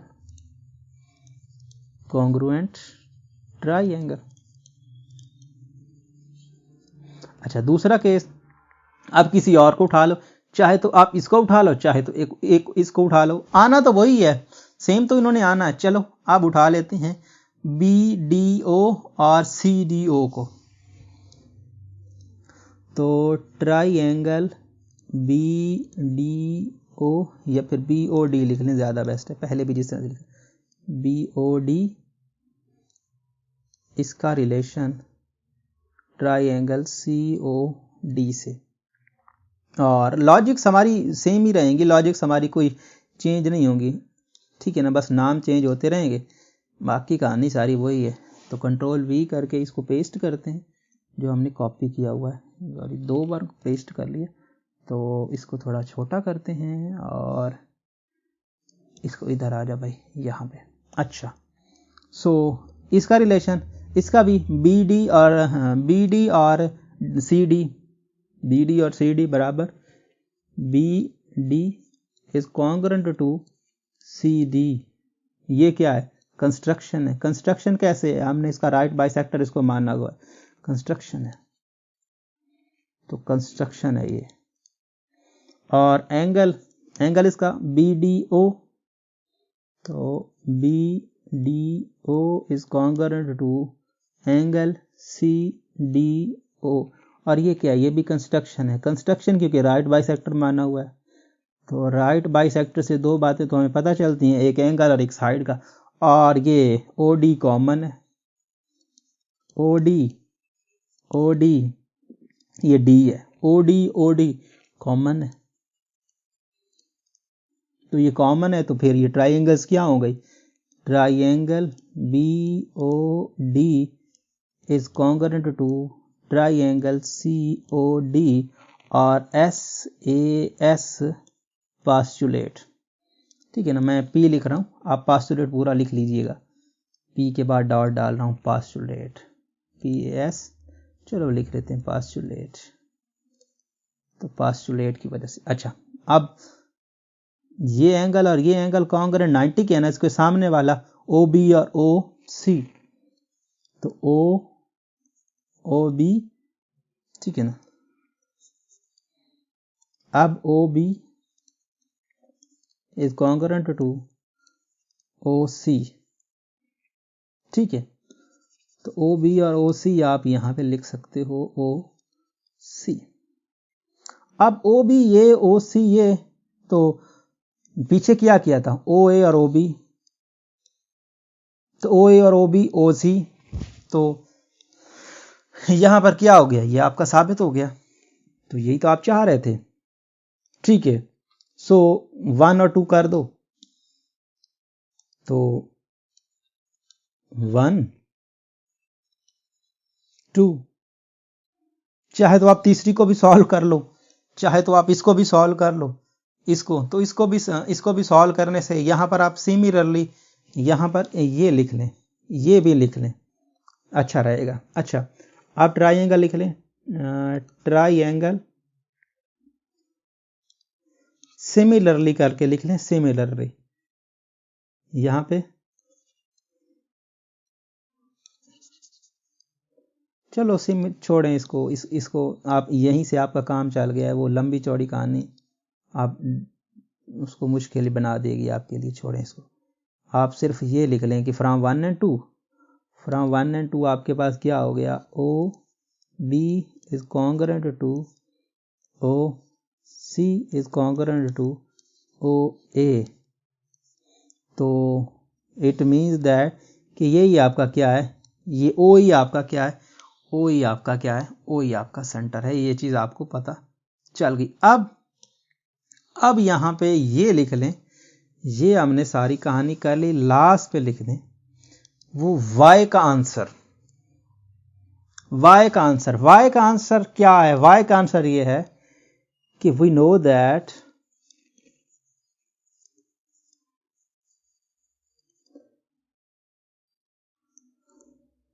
आपके पास क्या जानते हो कि आपके पास वो हर कॉर्ड जो होती है, आपके पास हर कॉर्ड का जो राइट बाइसेक्टर होता है वो परपेंडिकुलर से पास होता है। तो we know that every cord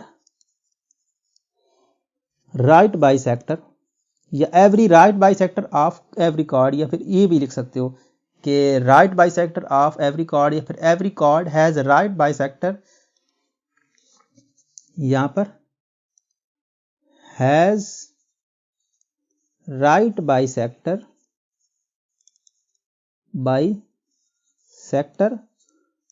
passes through the center of circle, through the center of circle। आपके पास कोई भी कॉर्ड होती है, उसका जो राइट बाइसेक्टर होता है, वो राइट बाइसेक्टर जो होता है वो सेंटर से पास करके जाता है। तो इसका मतलब क्या है, द इंटरसेक्शन ऑफ 2 आर, यहां पर सो द इंटरसेक्शन, सो लिख लें यहां पे, सो द इंटरसेक्शन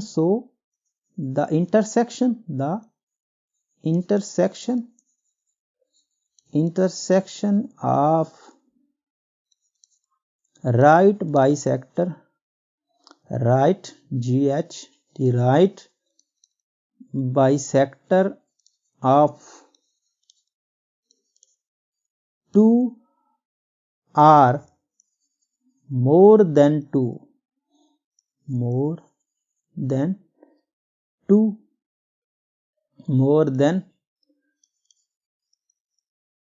chords। यहां पे आप इसको more than 2 chords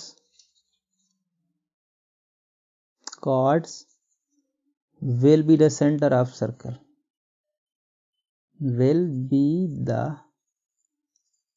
center of circle। आपके पास कोई सी 2 कॉर्ड्स होंगी तो उनके जो राइट बाइसेक्टर होंगे उनका जो इंटरसेक्शन होगा वो क्या होगा, वो इंटरसेक्शन पॉइंट आपका बेसिकली क्या होगा, सेंटर ऑफ ए सर्कल होगा।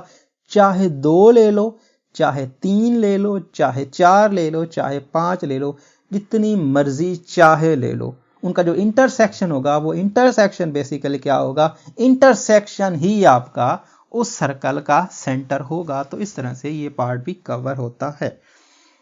अब हम बात कर लेते हैं अपने नेक्स्ट पार्ट की कहानी की। तो नेक्स्ट पार्ट में कोई ज़्यादा मुश्किल लंबी चौड़ी कहानी नहीं है, इसको भी रीड करते हैं कि क्या कहते हैं हमको। If two circle intersect each other to point A and point B, then prove that line passing through their center will be right bisector। वो ये कह रहे हैं कि आपके पास 2 सर्कल हैं, नहीं बताया कि कोई छोटा है कोई बड़ा है, अपनी मर्जी से कोई से 2 सर्कल ले सकते हो, ठीक है ना, कोई फिक्स नहीं है कि दोनों इक्वल सर्कल लेने हैं, बड़े बड़े, एक छोटा ले लो एक बड़ा ले लो, 2 सर्कल लो, सर्कल को आपस में इंटरसेक्ट करवाओ, मतलब वो एक दूसरे में इंटरसेक्ट हो रहे हैं। तो प्रूव करो कि जो इंटरसेक्टिंग लाइन है basically passing through there centres will be right bisector. तो उन दोनों को ज्वाइन करने से जो लाइन बनेगी वो क्या करेगी बेसिकली, वो अब देखिए ना, यहां पर देखिए, prove that the line passing through their centre will be the right bisector of A B. So उन पॉइंट्स को जो ज्वाइन करने से लाइन बनती है और जो उनके सेंटर से पास करने से जो लाइन बनती है, उन दोनों का क्या रिलेशन होगा कि वो जो सेंटर से पास करने वाली लाइन होगी वो ए बी का बाइसेक्टर होगी। तो अगर मैं इसको ग्राफिकली समझाने की कोशिश करूं तो 2 सर्कल ले लो, लेट से एक सर्कल है ये, ठीक है, यहां पर ये सर्कल सही से नहीं बना, यहां पर ये सर्कल है एक्स, दूसरा सर्कल है, छोटा ले लो बड़ा ले लो कोई फर्क नहीं पड़ता, चलो थोड़ा सा छोटा ले लेते हैं, लेट से ये, कोई छोटे बड़े का सीन नहीं है, अपनी मर्जी से ले सकते हो। अगर हम इनको नाम दे लें तो लेट से आपके पास ये पॉइंट है ए, ये पॉइंट है बी, उसने कहा है ना भाई एक पॉइंट ए है एक पॉइंट बी है जहां पर इंटरसेक्शन हो रही है, और उसके बाद सेंटर है दोनों के, तो लेट से एक सेंटर ये है दूसरा सेंटर मान लेते हैं ये है।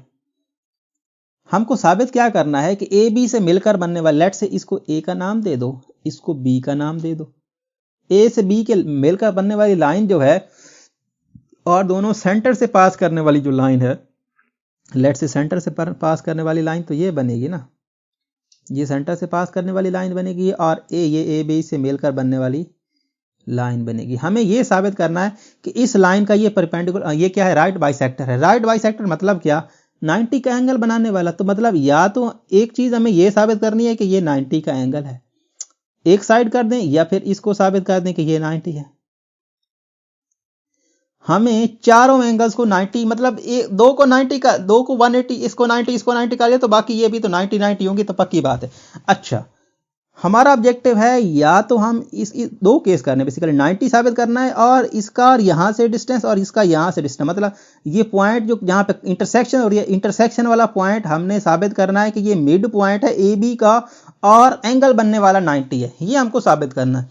लेकिन इससे तो जो हमारी इंफॉर्मेशन है, हमने तो जब भी इसको सॉल्व करने की कोशिश, कभी ना कभी ट्राइंगल बनाने की कोशिश करते हैं या फिर कुछ ऐसा सीन बनाते हैं जिससे हम इसको सॉल्व कर पाए। तो अभी तक फिलहाल के लिए कोई सीन हमारे पास नहीं आ रहा है। अच्छा, तो देखिए हम कैसे कर सकते हैं। तो अगर हम इसको, ये पॉइंट जो है, इस पॉइंट को इस पॉइंट से मिला दें, ठीक है, और इस पॉइंट को इस पॉइंट से मिला दें तो क्या होगा, एक ट्राइंगल बनेगी।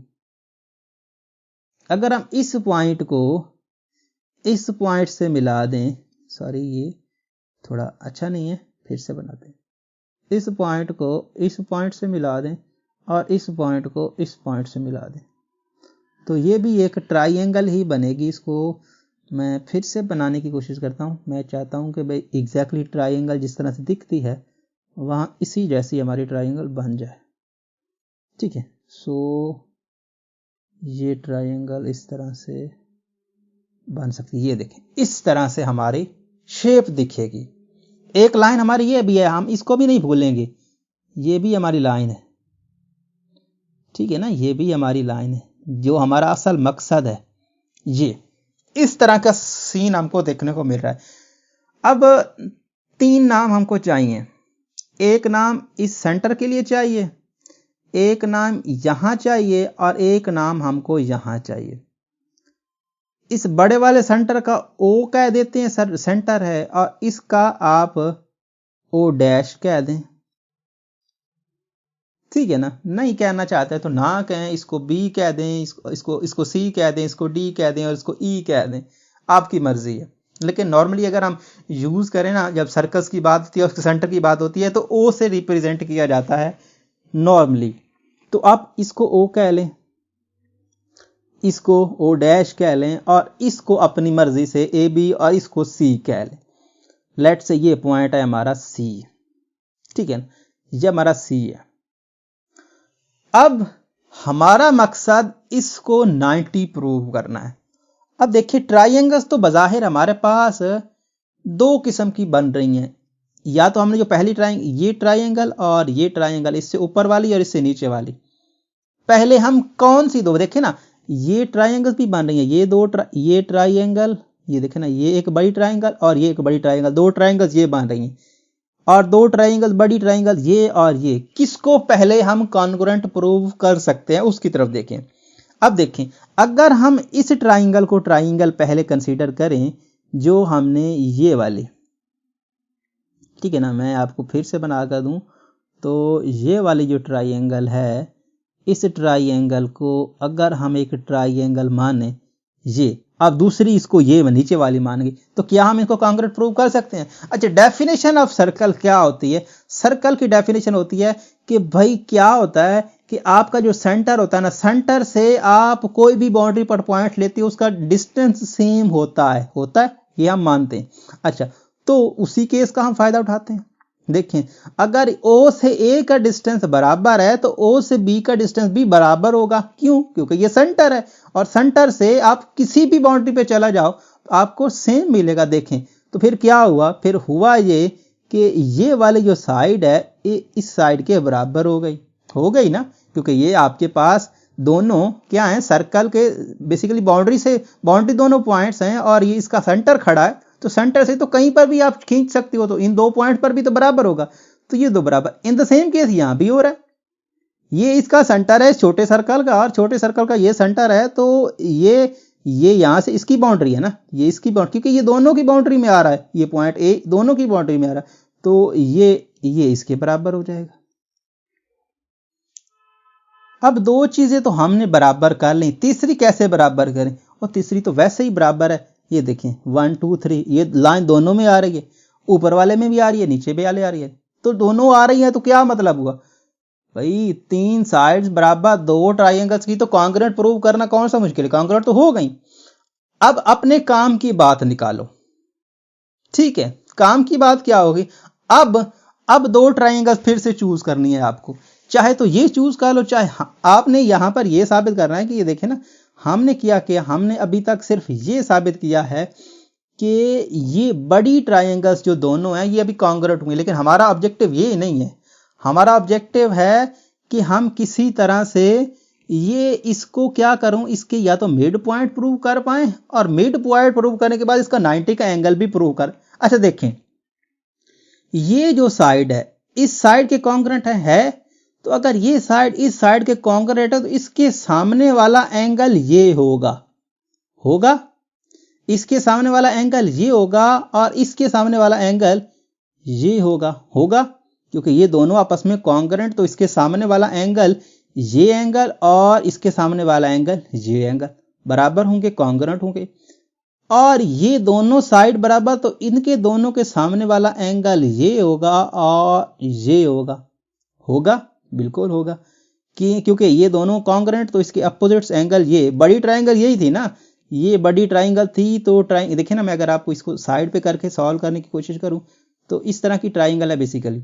तो हम जानते हैं कि ये साइड अगर क्या है, आपके पास दो ट्राइंगल, लेट से मैं इसको इस नीचे वाले को भी ट्राइंगल में कन्वर्ट करने की कोशिश करूं, तो लेट से कुछ ऐसा सिनेरियो, ऐसे दो ट्राइंगल कॉन्ग्रुएंट हूँ तो ये साइड और ये साइड कॉन्ग्रुएंट हो तो उसका अपोजिट एंगल ये और इसका अपोजिट एंगल ये। अगर ये और ये आपस में कॉन्ग्रुएंट हूँ तो इसकी अपोजिट एंगल ये और इसका अपोजिट एंगल ये कॉन्ग्रुएंट होता है। यही होता है ना नॉर्मली हम जब पीछे ट्राइंगल्स में कॉन्ग्रुएंट की बात करते हैं तो यहाँ पर भी वही सीन है। तो ये दोनों साइड के एंगल कॉन्ग्रुएंट, उसके अपोजिट एंगल ये कॉन्ग्रुएंट, इसका अपोजिट एंगल ये कॉन्ग्रुएंट, तो ये आपस में दोनों एंगल बराबर और इसके दो एंगल बराबर। सो इन एंगल्स को बराबर करने का हमें फ़ायदा क्या हुआ? हमें फ़ायदा ये हुआ कि हमने इस एंगल को इस एंगल के बराबर कर लिया है। तो दो साइड हम पहले से बराबर कर चुके हैं रेडियस की डेफिनेशन की मदद से, और एक साइड वैसे कॉमन है। तो ये जो छोटी ट्राइंगल इस केस में अब हमारे पास बनने जा रही है, ये वाली ट्राइंगल जो है, ये वाली ट्राइंगल, इनके बारे में बात करते हैं। ठीक है ना, ये थोड़ी अच्छी नहीं बनी है। सो बेसिकली ये ट्राइंगल्स आपके पास यहाँ तक की जो दो ट्राइंगल्स अब बन रही है ना, ये दो ट्राइंगल, ये ट्राइंगल ऊपर एक ये नीचे। अब देखें, ये इसके पहले इक्वल है साइड, हमने पहले माना हुआ है, ये दोनों में कॉमन है, ये भी हम माना हुआ है, और ये हमने अभी प्रूव किया है कि ये दोनों जो एंगल्स बराबर है। एक एंगल दो साइड बराबर, तो उस केस में आप क्या कहते हो? उस केस में आप ये कहते हो कि आपके पास दो साइड एक एंगल बराबर, तो आपके पास ट्राइंगल क्या हो गई? कॉन्ग्रुएंट हो गई। कॉन्ग्रुएंट हो गई तो क्या हुआ? किस्सा मुख्तसर कि ये एंगल और ये एंगल आपस में कॉन्ग्रुएंट, तो इसके अपोजिट साइड ए और सी और इसकी अपोजिट साइड सी और बी या बी सी बराबर। तो ये इसका मिड पॉइंट तो हो गया, क्योंकि ये कॉन्ग्रुएंट है, तो इसका मतलब ये मिड पॉइंट तो इसका हो गया, मिड पॉइंट हो गया। उसके बाद दूसरा राइट बाइसेक्टर क्या है? मतलब 90 का एंगल प्रूव करना। अब देखें, ये साइड और ये साइड जो है आपस में कॉन्ग्रुएंट, तो इसका ये वाला एंगल, ठीक है ना, ये देखिए ना, ये साइड है तो इसके अपोजिट एंगल ये, और ये साइड है तो इसके अपोजिट एंगल ये आपस में कॉन्ग्रुएंट होंगे। और सप्लीमेंट्री एंगल के हिसाब से दोनों 90 के हैं और दोनों 180 के, दोनों का सम 180 है और दोनों इक्वल हैं, तो क्या हो गया? 90 हो गया, मिड पॉइंट हो गया। तो क्या साबित हो जाएगा कि ये आपका ओ से ओ वाली जो लाइन है ये क्या होगी? ये इसका राइट बाइसेक्टर होगी। तो इस तरह से तो ये सारी कहानी प्रूव होगी। अब हम इसको हटा लेते हैं और अपने काम की बात जो है वो हम करते हैं। सो सब कहानियां हमने हटा दी। सो मैं इसको कॉपी कर रहा हूँ ताकि हम कहीं पर इसका यूज़ करें तो हमें परेशानी ना हो। तो ठीक है, मैंने इसको कॉपी कर लिया। अब सबसे पहले आपको क्या लिखना होता है? सबसे पहले आप जानते हो आपको सबसे पहले क्या लिखना होता है? गिवन। तो गिवन लिखते हैं। गिवन में क्या है? टू सर्कल्स गिवन है, ठीक है। So let there are two circle, there are two circle with center O and O dash respectively, ठीक है। ये फिर आप इसको वैसे छोड़ सकते हो कि आपके पास दो सर्कल हैं जिनमें से एक का सर्कल O है और दूसरे का O डैश है, एंड और क्या है? एंड A एंड B, या फिर A कॉमा B लिखने की बजाय A and B are 2 points where both circle are intersect each other. Both circle are intersect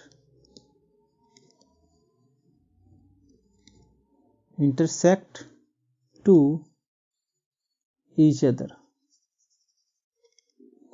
दोनों जो हैं सर्कल हैं जहां पर इंटरसेक्ट कर रहे हैं, वो एक पॉइंट का नाम A है और दूसरे पॉइंट का नाम लेट से B है। ये हमें पता है, बस इतना पता है और कुछ नहीं पता। तो गिवन तो हो गया, प्रूव करना है हमें। प्रूव क्या करना है आपको कि टू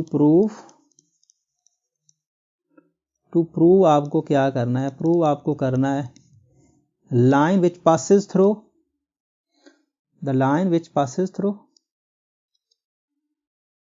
या फिर ठीक है, द लाइन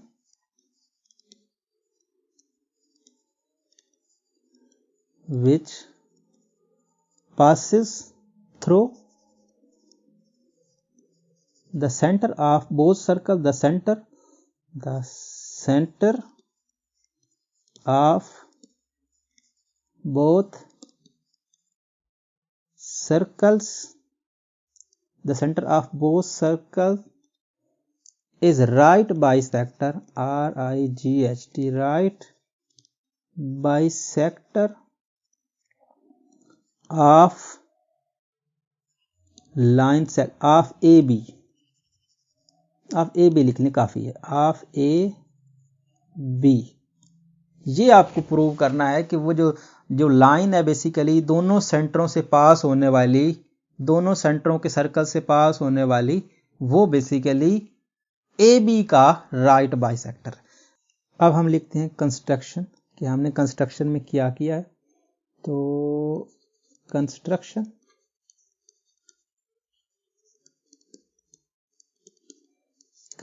में आपने क्या किया, आपने जस्ट फिगर को लेके आते हैं। फिगर हमारी कहाँ है, ये हमारी फिगर से हम देख के पता कर लेंगे कि हमने क्या किया। जो हमें पता था वो तो ठीक है, और जो हमने क्या किया, जस्ट ओ को और ओ डैश को ए बी से मिलाया। तो just we join A and B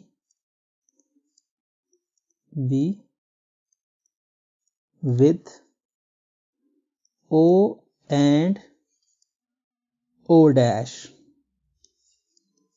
with O and O dash। हमने क्या किया है, A और B को O और O dash के साथ ज्वाइन किया है बस, और तो हमने कुछ नहीं किया है। बाकी सारी कहानी तो पहले से है। ए बी की लाइन सेगमेंट, आप ये भी लिखना चाहते हो कि वो ज्वाइन ए एंड बी, ये भी लिख दो, इसके बाद ये भी लिख दो एंड, या फिर इसके साथ नीचे इसको लिख दें and also we join A and B. ठीक है ना, इस तरह लिख लें तो ज्यादा बेस्ट है।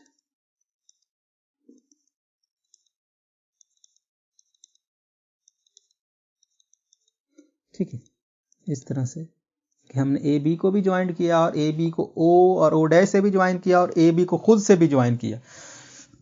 सो इस तरह की कहानी लिखने के बाद बाकी आपको पता है कि आपको क्या करना है। जो आपने किया है वही आप बता दो कि हमने ये भाई किया है और हमने इसलिए किया। अच्छा, सो यहाँ पर स्टेटमेंट्स, तो स्टेटमेंट्स यहाँ पे रीजंस, स्टेटमेंट्स रीजंस। स्टेटमेंट क्या है, रीजन क्या है। सबसे पहले आपने कौन सी ट्राइंगल चूज की थी, आपने बड़ी ट्राइंगल चूज की थी, ओ ओ डैश ए। तो triangle O O dash A is correspond to O O dash B. ये ट्राइंगल आपने सबसे पहले चूज की थी, और ओ ए को ओ बी के कॉन्ग्रुएंट किया था। लॉजिक भी याद होगी क्यों किया था। दोनों क्या है, रेडियाई हैं ऑफ ए सर्कल। रेडियाई हैं मतलब रेडियस हैं, दोनों रेडियस ऑफ ए सर्कल हैं बेसिकली, तो इसीलिए हमने ये किया। अच्छा, उसके बाद ये हमने ओ डैश ए और ओ डैश बी को भी इक्वल किया था। ओ डैश ए को ओ डैश बी के कॉन्ग्रुएंट किया था। क्यों किया था, इसीलिए किया था कि ये भी रेडियाई ऑफ ए सर्कल है, सर्कल दूसरा है लेकिन पॉइंट वही है, रेडियाई ऑफ ए सर्कल। इसीलिए हमने किया था कि ये भी रेडियाई है। अच्छा, उसके बाद तीसरी चीज, ओ से ओ डैश हमने कॉमन पाई थी, इसीलिए हमने इसको इक्वल किया, तो ये हमने कॉमन पाई।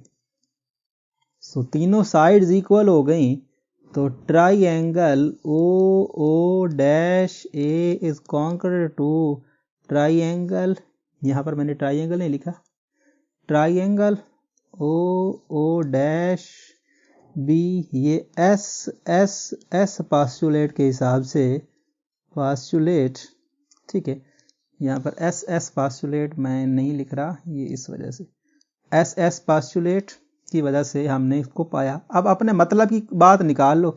मतलब की बात क्या थी, एंगल आपका बी ओ ओ और ए ओ ओ बराबर है। एंगल आपका क्या, एंगल आपका B O O dash is congruent to angle आपका A O O dash equal है। क्यों? क्योंकि हमने ट्राइंगल कॉन्ग्रुएंट कहा इसीलिए भाई। तो कॉन्ग्रुएंट ट्राइंगल,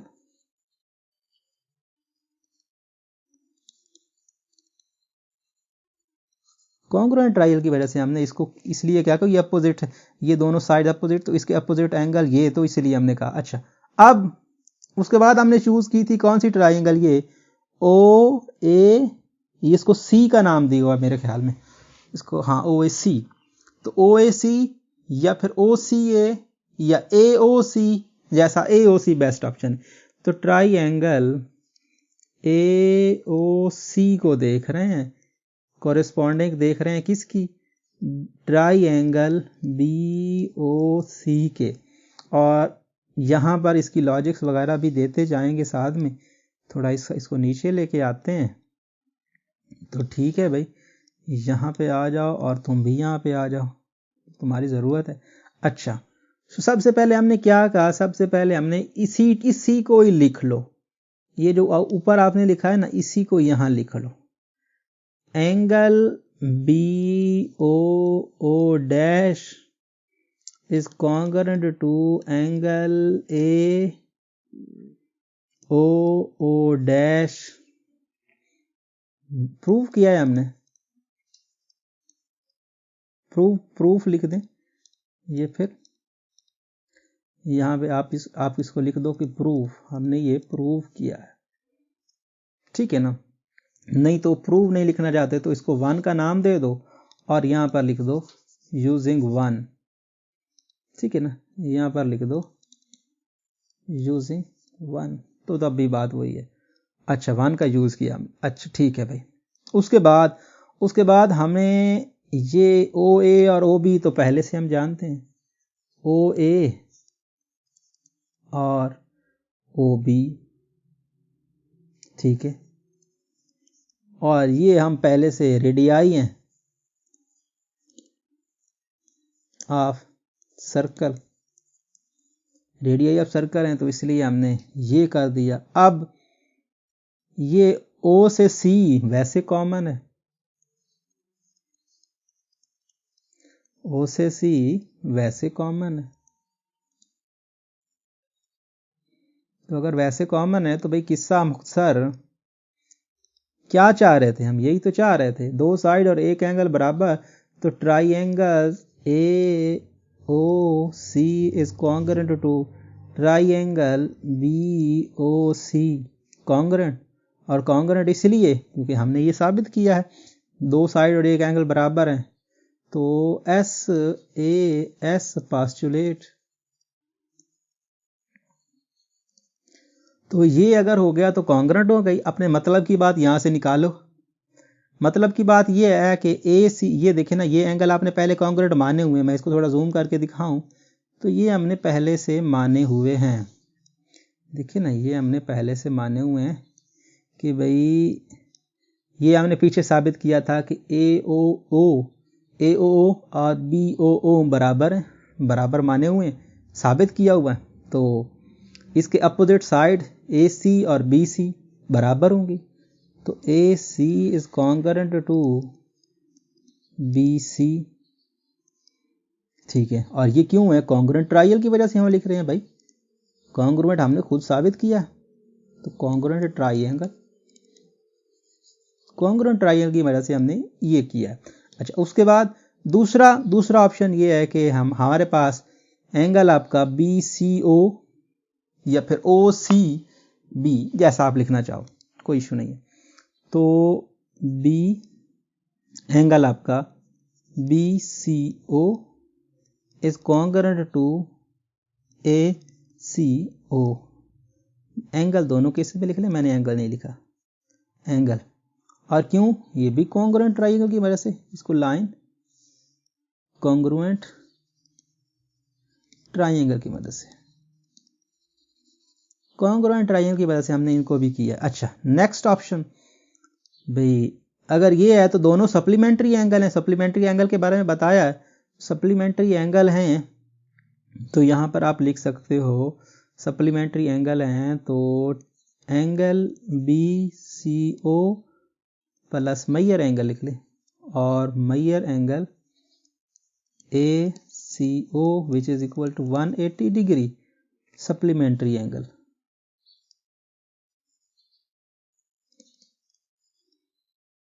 सप्लीमेंट्री एंगल की मदद से हमने इसको ये किया है। अब तो यहां पर आप इसको डायरेक्ट लिख दो, आप काफी बार हम यूज कर चुके हैं। Measure angle ACO which is congruent to, congruent नहीं, मैयर एंगल लिख चुके हैं ना, तो measure angle BCO which is equal to 90 degree. तो ये हम साबित करके बैठे हैं। अच्छा ठीक है, सो यहां पर आप लिख दो कि सप्लीमेंट्री एंगल लिखते, ठीक है, ये काफी है। अच्छा, सो अब इस पे लाइन लगाएं और लास्ट पे लिखें कि भाई क्या है, हमने दोनों को इक्वल भी कर दिया और 90 का भी कर दिया। देखिए हम इसको एक बार फिर वो ग्राफ लेके आते हैं तो तभी हमें कुछ आइडिया होगा। हमने क्या किया, हमने साबित किया AB, जो बेसिकली हमने क्या साबित किया, हमने साबित किया कि AC जो है इज कॉन्ग्रुएंट टू BC। साबित किया ना हमने पीछे, AC और BC को कॉन्ग्रुएंट किया, ठीक है। उसके बाद हमने अभी एंगल को भी 90 किया, इसी एंगल को भी कॉपी कर दो, एंड लिखो, एंड ये एंगल आपका measure angle ACO is congruent is equal to measure angle BCO। दोनों 90 के हैं, दोनों के हमने 90 के साबित किए हैं, दोनों 90 साबित किए। तो सो ये O लाइन जो है इज राइट बाइसेक्टर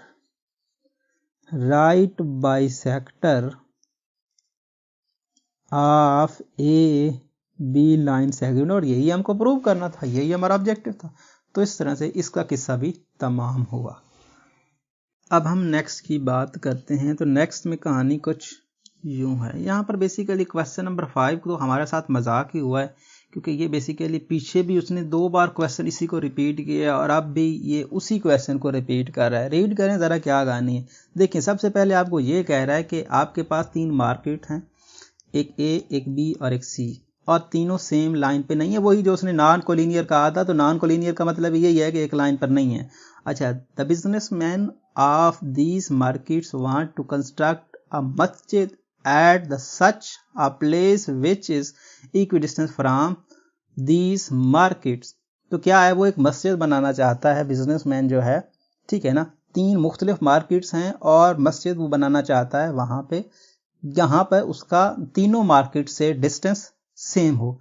तो after deciding the place of मस्जिद प्रूव दैट कि this place is equidistant from all 3 markets. तो इस केस में बेसिकली सारा झंझट क्वेश्चन नंबर 3 का है, कुछ भी चेंज नहीं है, कॉपी पेस्ट कर सकते हो, कुछ भी नहीं है कि 3 पॉइंट्स है। लेट से मैं आपको यहाँ पर कोलिनियर पॉइंट्स किया, नॉन कोलिनियर पॉइंट्स है ना, एक ही लाइन पे नहीं है, तो 3 डिफरेंट पॉइंट्स ले लिए। लेट से एक पॉइंट हमने यहाँ ले लिया और एक पॉइंट हमने यहाँ ले लिया और एक पॉइंट हमने यहाँ ले लिया, ठीक है ना। अब थोड़ा सा बड़ा देखना चाहते हो तो थोड़ा हम इसको यहाँ पे छोटा कर लेते हैं। लेट से एक पॉइंट हमारा यहाँ हो गया, एक पॉइंट हमारा यहाँ हो, तो ये हमारे पास बेसिकली वही ट्राइंगल बन गई ना, पुराना केस, कुछ नया नहीं है।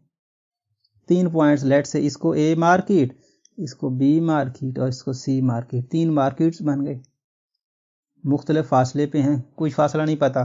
तो क्या करना है, कैसे कंस्ट्रक्ट करेगा, वही करेगा भाई, इस पे राइट बाइसेक्टर, इस पे राइट बाइसेक्टर और इस पे राइट बाइसेक्टर, तो राइट बाइसेक्टर से जो पॉइंट यहाँ पे इंटरसेक्ट करेगा वही आपका बेसिकली पॉइंट होगा, वहां पर उसको मस्जिद बनानी चाहिए। तो ये पॉइंट है जिस पर मस्जिद बनानी चाहिए उसको, जब वो बनाएगा, जिस तरह से आप समझ सकते हो। तो ये केस हो गया। नाम दे लो, वही पुराना झंझट कि क्या है, आपको ये प्रूव भी करना है कि वो मस्जिद इक्वल डिस्टेंस पे है, तो मैच करो, इन सबको मिलाओ। तो इसको इसके साथ और इसको इसके साथ और इसको इसके साथ, ये परपेंडिकुलर बाइसेक्टर हैं, तो 90 का एंगल 90 के एंगल 90 के एंगल, ठीक है, 90 के एंगल सबके हो गए। तो जो आप पहले नाम दिया था वही नाम, इसको ए ओ कहा था, इसको क्या कहा था, इसको हमने मेरे ख्याल में डी कहा था, इसको ई कहा था और इसको एफ कहा था। कॉपी पेस्ट कर दो, सारा छाप दो ऐसे ही जैसा हमने पहले किया, क्योंकि ये इसमें और उसमें कुछ जमीन आसमान का एक ही चीज है, ठीक है। सो ये हो गया। कोई सी दो ट्राइंगल्स ले लो, ठीक है ना। मैं इसमें सिर्फ आपको शॉर्ट बता रहा हूं कि जो हमने किया, मैं आपको यहाँ पर वापस लेके जा रहा हूँ और उसी पे आपको समझाने की कोशिश करूंगा। कुछ भी नया नहीं है, कुछ भी नया नहीं है। हम कहाँ पे हमने किया था यार, बहुत दूर हो गया, पता नहीं कौन सा क्वेश्चन था, ये हमने किया और उसके बाद ये, हाँ मेरे ख्याल में ये वही क्वेश्चन है, नाम वही दिया ना, हम देख ले, वही नाम दिया। इसको ए मार्केट, इसको बी मार्केट, इसको सी मार्केट का नाम दे दो, मार्केट का नाम दे दो, बस नाम का चेंज है बस, ठीक है। तो सर्कल वगैरह आप लिखना चाहो तो लिख दो, नहीं तो ना लिखो, सारा सेम कहानी। चलो मैं आपको ये आपको थोड़ा बहुत ये गिवन और जो फाइंड है वो, और कंस्ट्रक्शन जो है वो मैं आपको बता देता हूँ। बाकी आप क्या, कंस्ट्रक्शन में भी वही, कंस्ट्रक्शन में हम थोड़ा बहुत कर लेते हैं, कंस्ट्रक्शन भी वही होगी लेकिन थोड़ी बहुत कंस्ट्रक्शन चेंज होगी। कंस्ट्रक्शन में आपको कर देता हूं, बाकी आप नीचे वाला वही कर लीजिएगा। तो कंस्ट्रक्शन में एक सबसे पहले तो आपको गिवन क्या है, लेट्स से गिवन में ये है कि गिवन में लेट को छोड़ें, आप लिखें A B C, A comma B and C are 3 markets,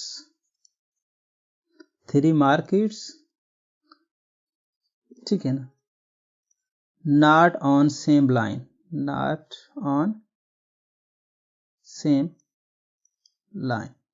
ठीक है ना, एक ही लाइन पे नहीं है। एक चीज गिवन है, बस यही पता है और कुछ नहीं पता। अब 3 पॉइंट्स हैं, एक ही लाइन पे नहीं है। अब टू प्रूव हमको प्रूव करना है अ पॉइंट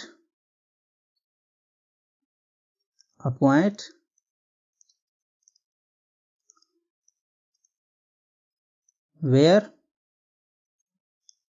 ये जो आपकी तीनों, यहां पर आपको पॉइंट फाइंड करना है जहां पर आपकी तीनों जो मार्केट्स हैं has equi distance. A point, या प्रूव करना है कि प्रूव लिखें ना, वी हैव टू फाइंड, यहाँ पे लिखें फाइंड लिख दें, या फिर ये लिख दें, आपको फाइंड करना है इस केस में, प्रूव को छोड़े तो वी हैव टू फाइंड लिख दें और यहां पर आप लिख दें फाइंड। और फाइंड आपको क्या करनी है, प्लेस फाइंड करनी है। We have to find a place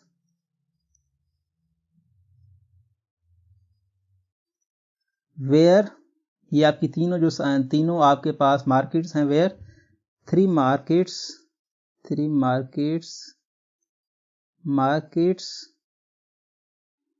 have equidistance, ठीक है ना, इक्वी डिस्टेंस। तो जहां पर आपको फाइंड ये करना है कि आपके पास वो प्लेस फाइंड करनी है जहां पर आपके पास बेसिकली, जहां पर ये तीनों मार्केट्स जो होंगी इक्वी डिस्टेंस पर होंगी। इक्वल डिस्टेंस लिख लें, इक्वी डिस्टेंस लिखा है, आप इक्वल डिस्टेंस लिख लें, तब भी बात वही है। अच्छा, ये आपको फाइंड करना है। उसके लिए आपने क्या किया, कंस्ट्रक्शन। तो कंस्ट्रक्शन में आप क्या करोगे, कंस्ट्रक्शन में आप ये लिखोगे कि हमने क्या किया, हमने ज्वाइन किया, we join A B and C. उसके बाद ज्वाइन ए बी और सी को ज्वाइन किया। उसके बाद वी ड्रा अ परपेंडिकुलर या we draw right bisector, we draw right RIGHT right bisectors right किए, बाइसेक्टर ड्रा किए हमने। We draw right bisectors on A B comma B C and A C या फिर सी ए, ठीक है ना, ड्रा किए।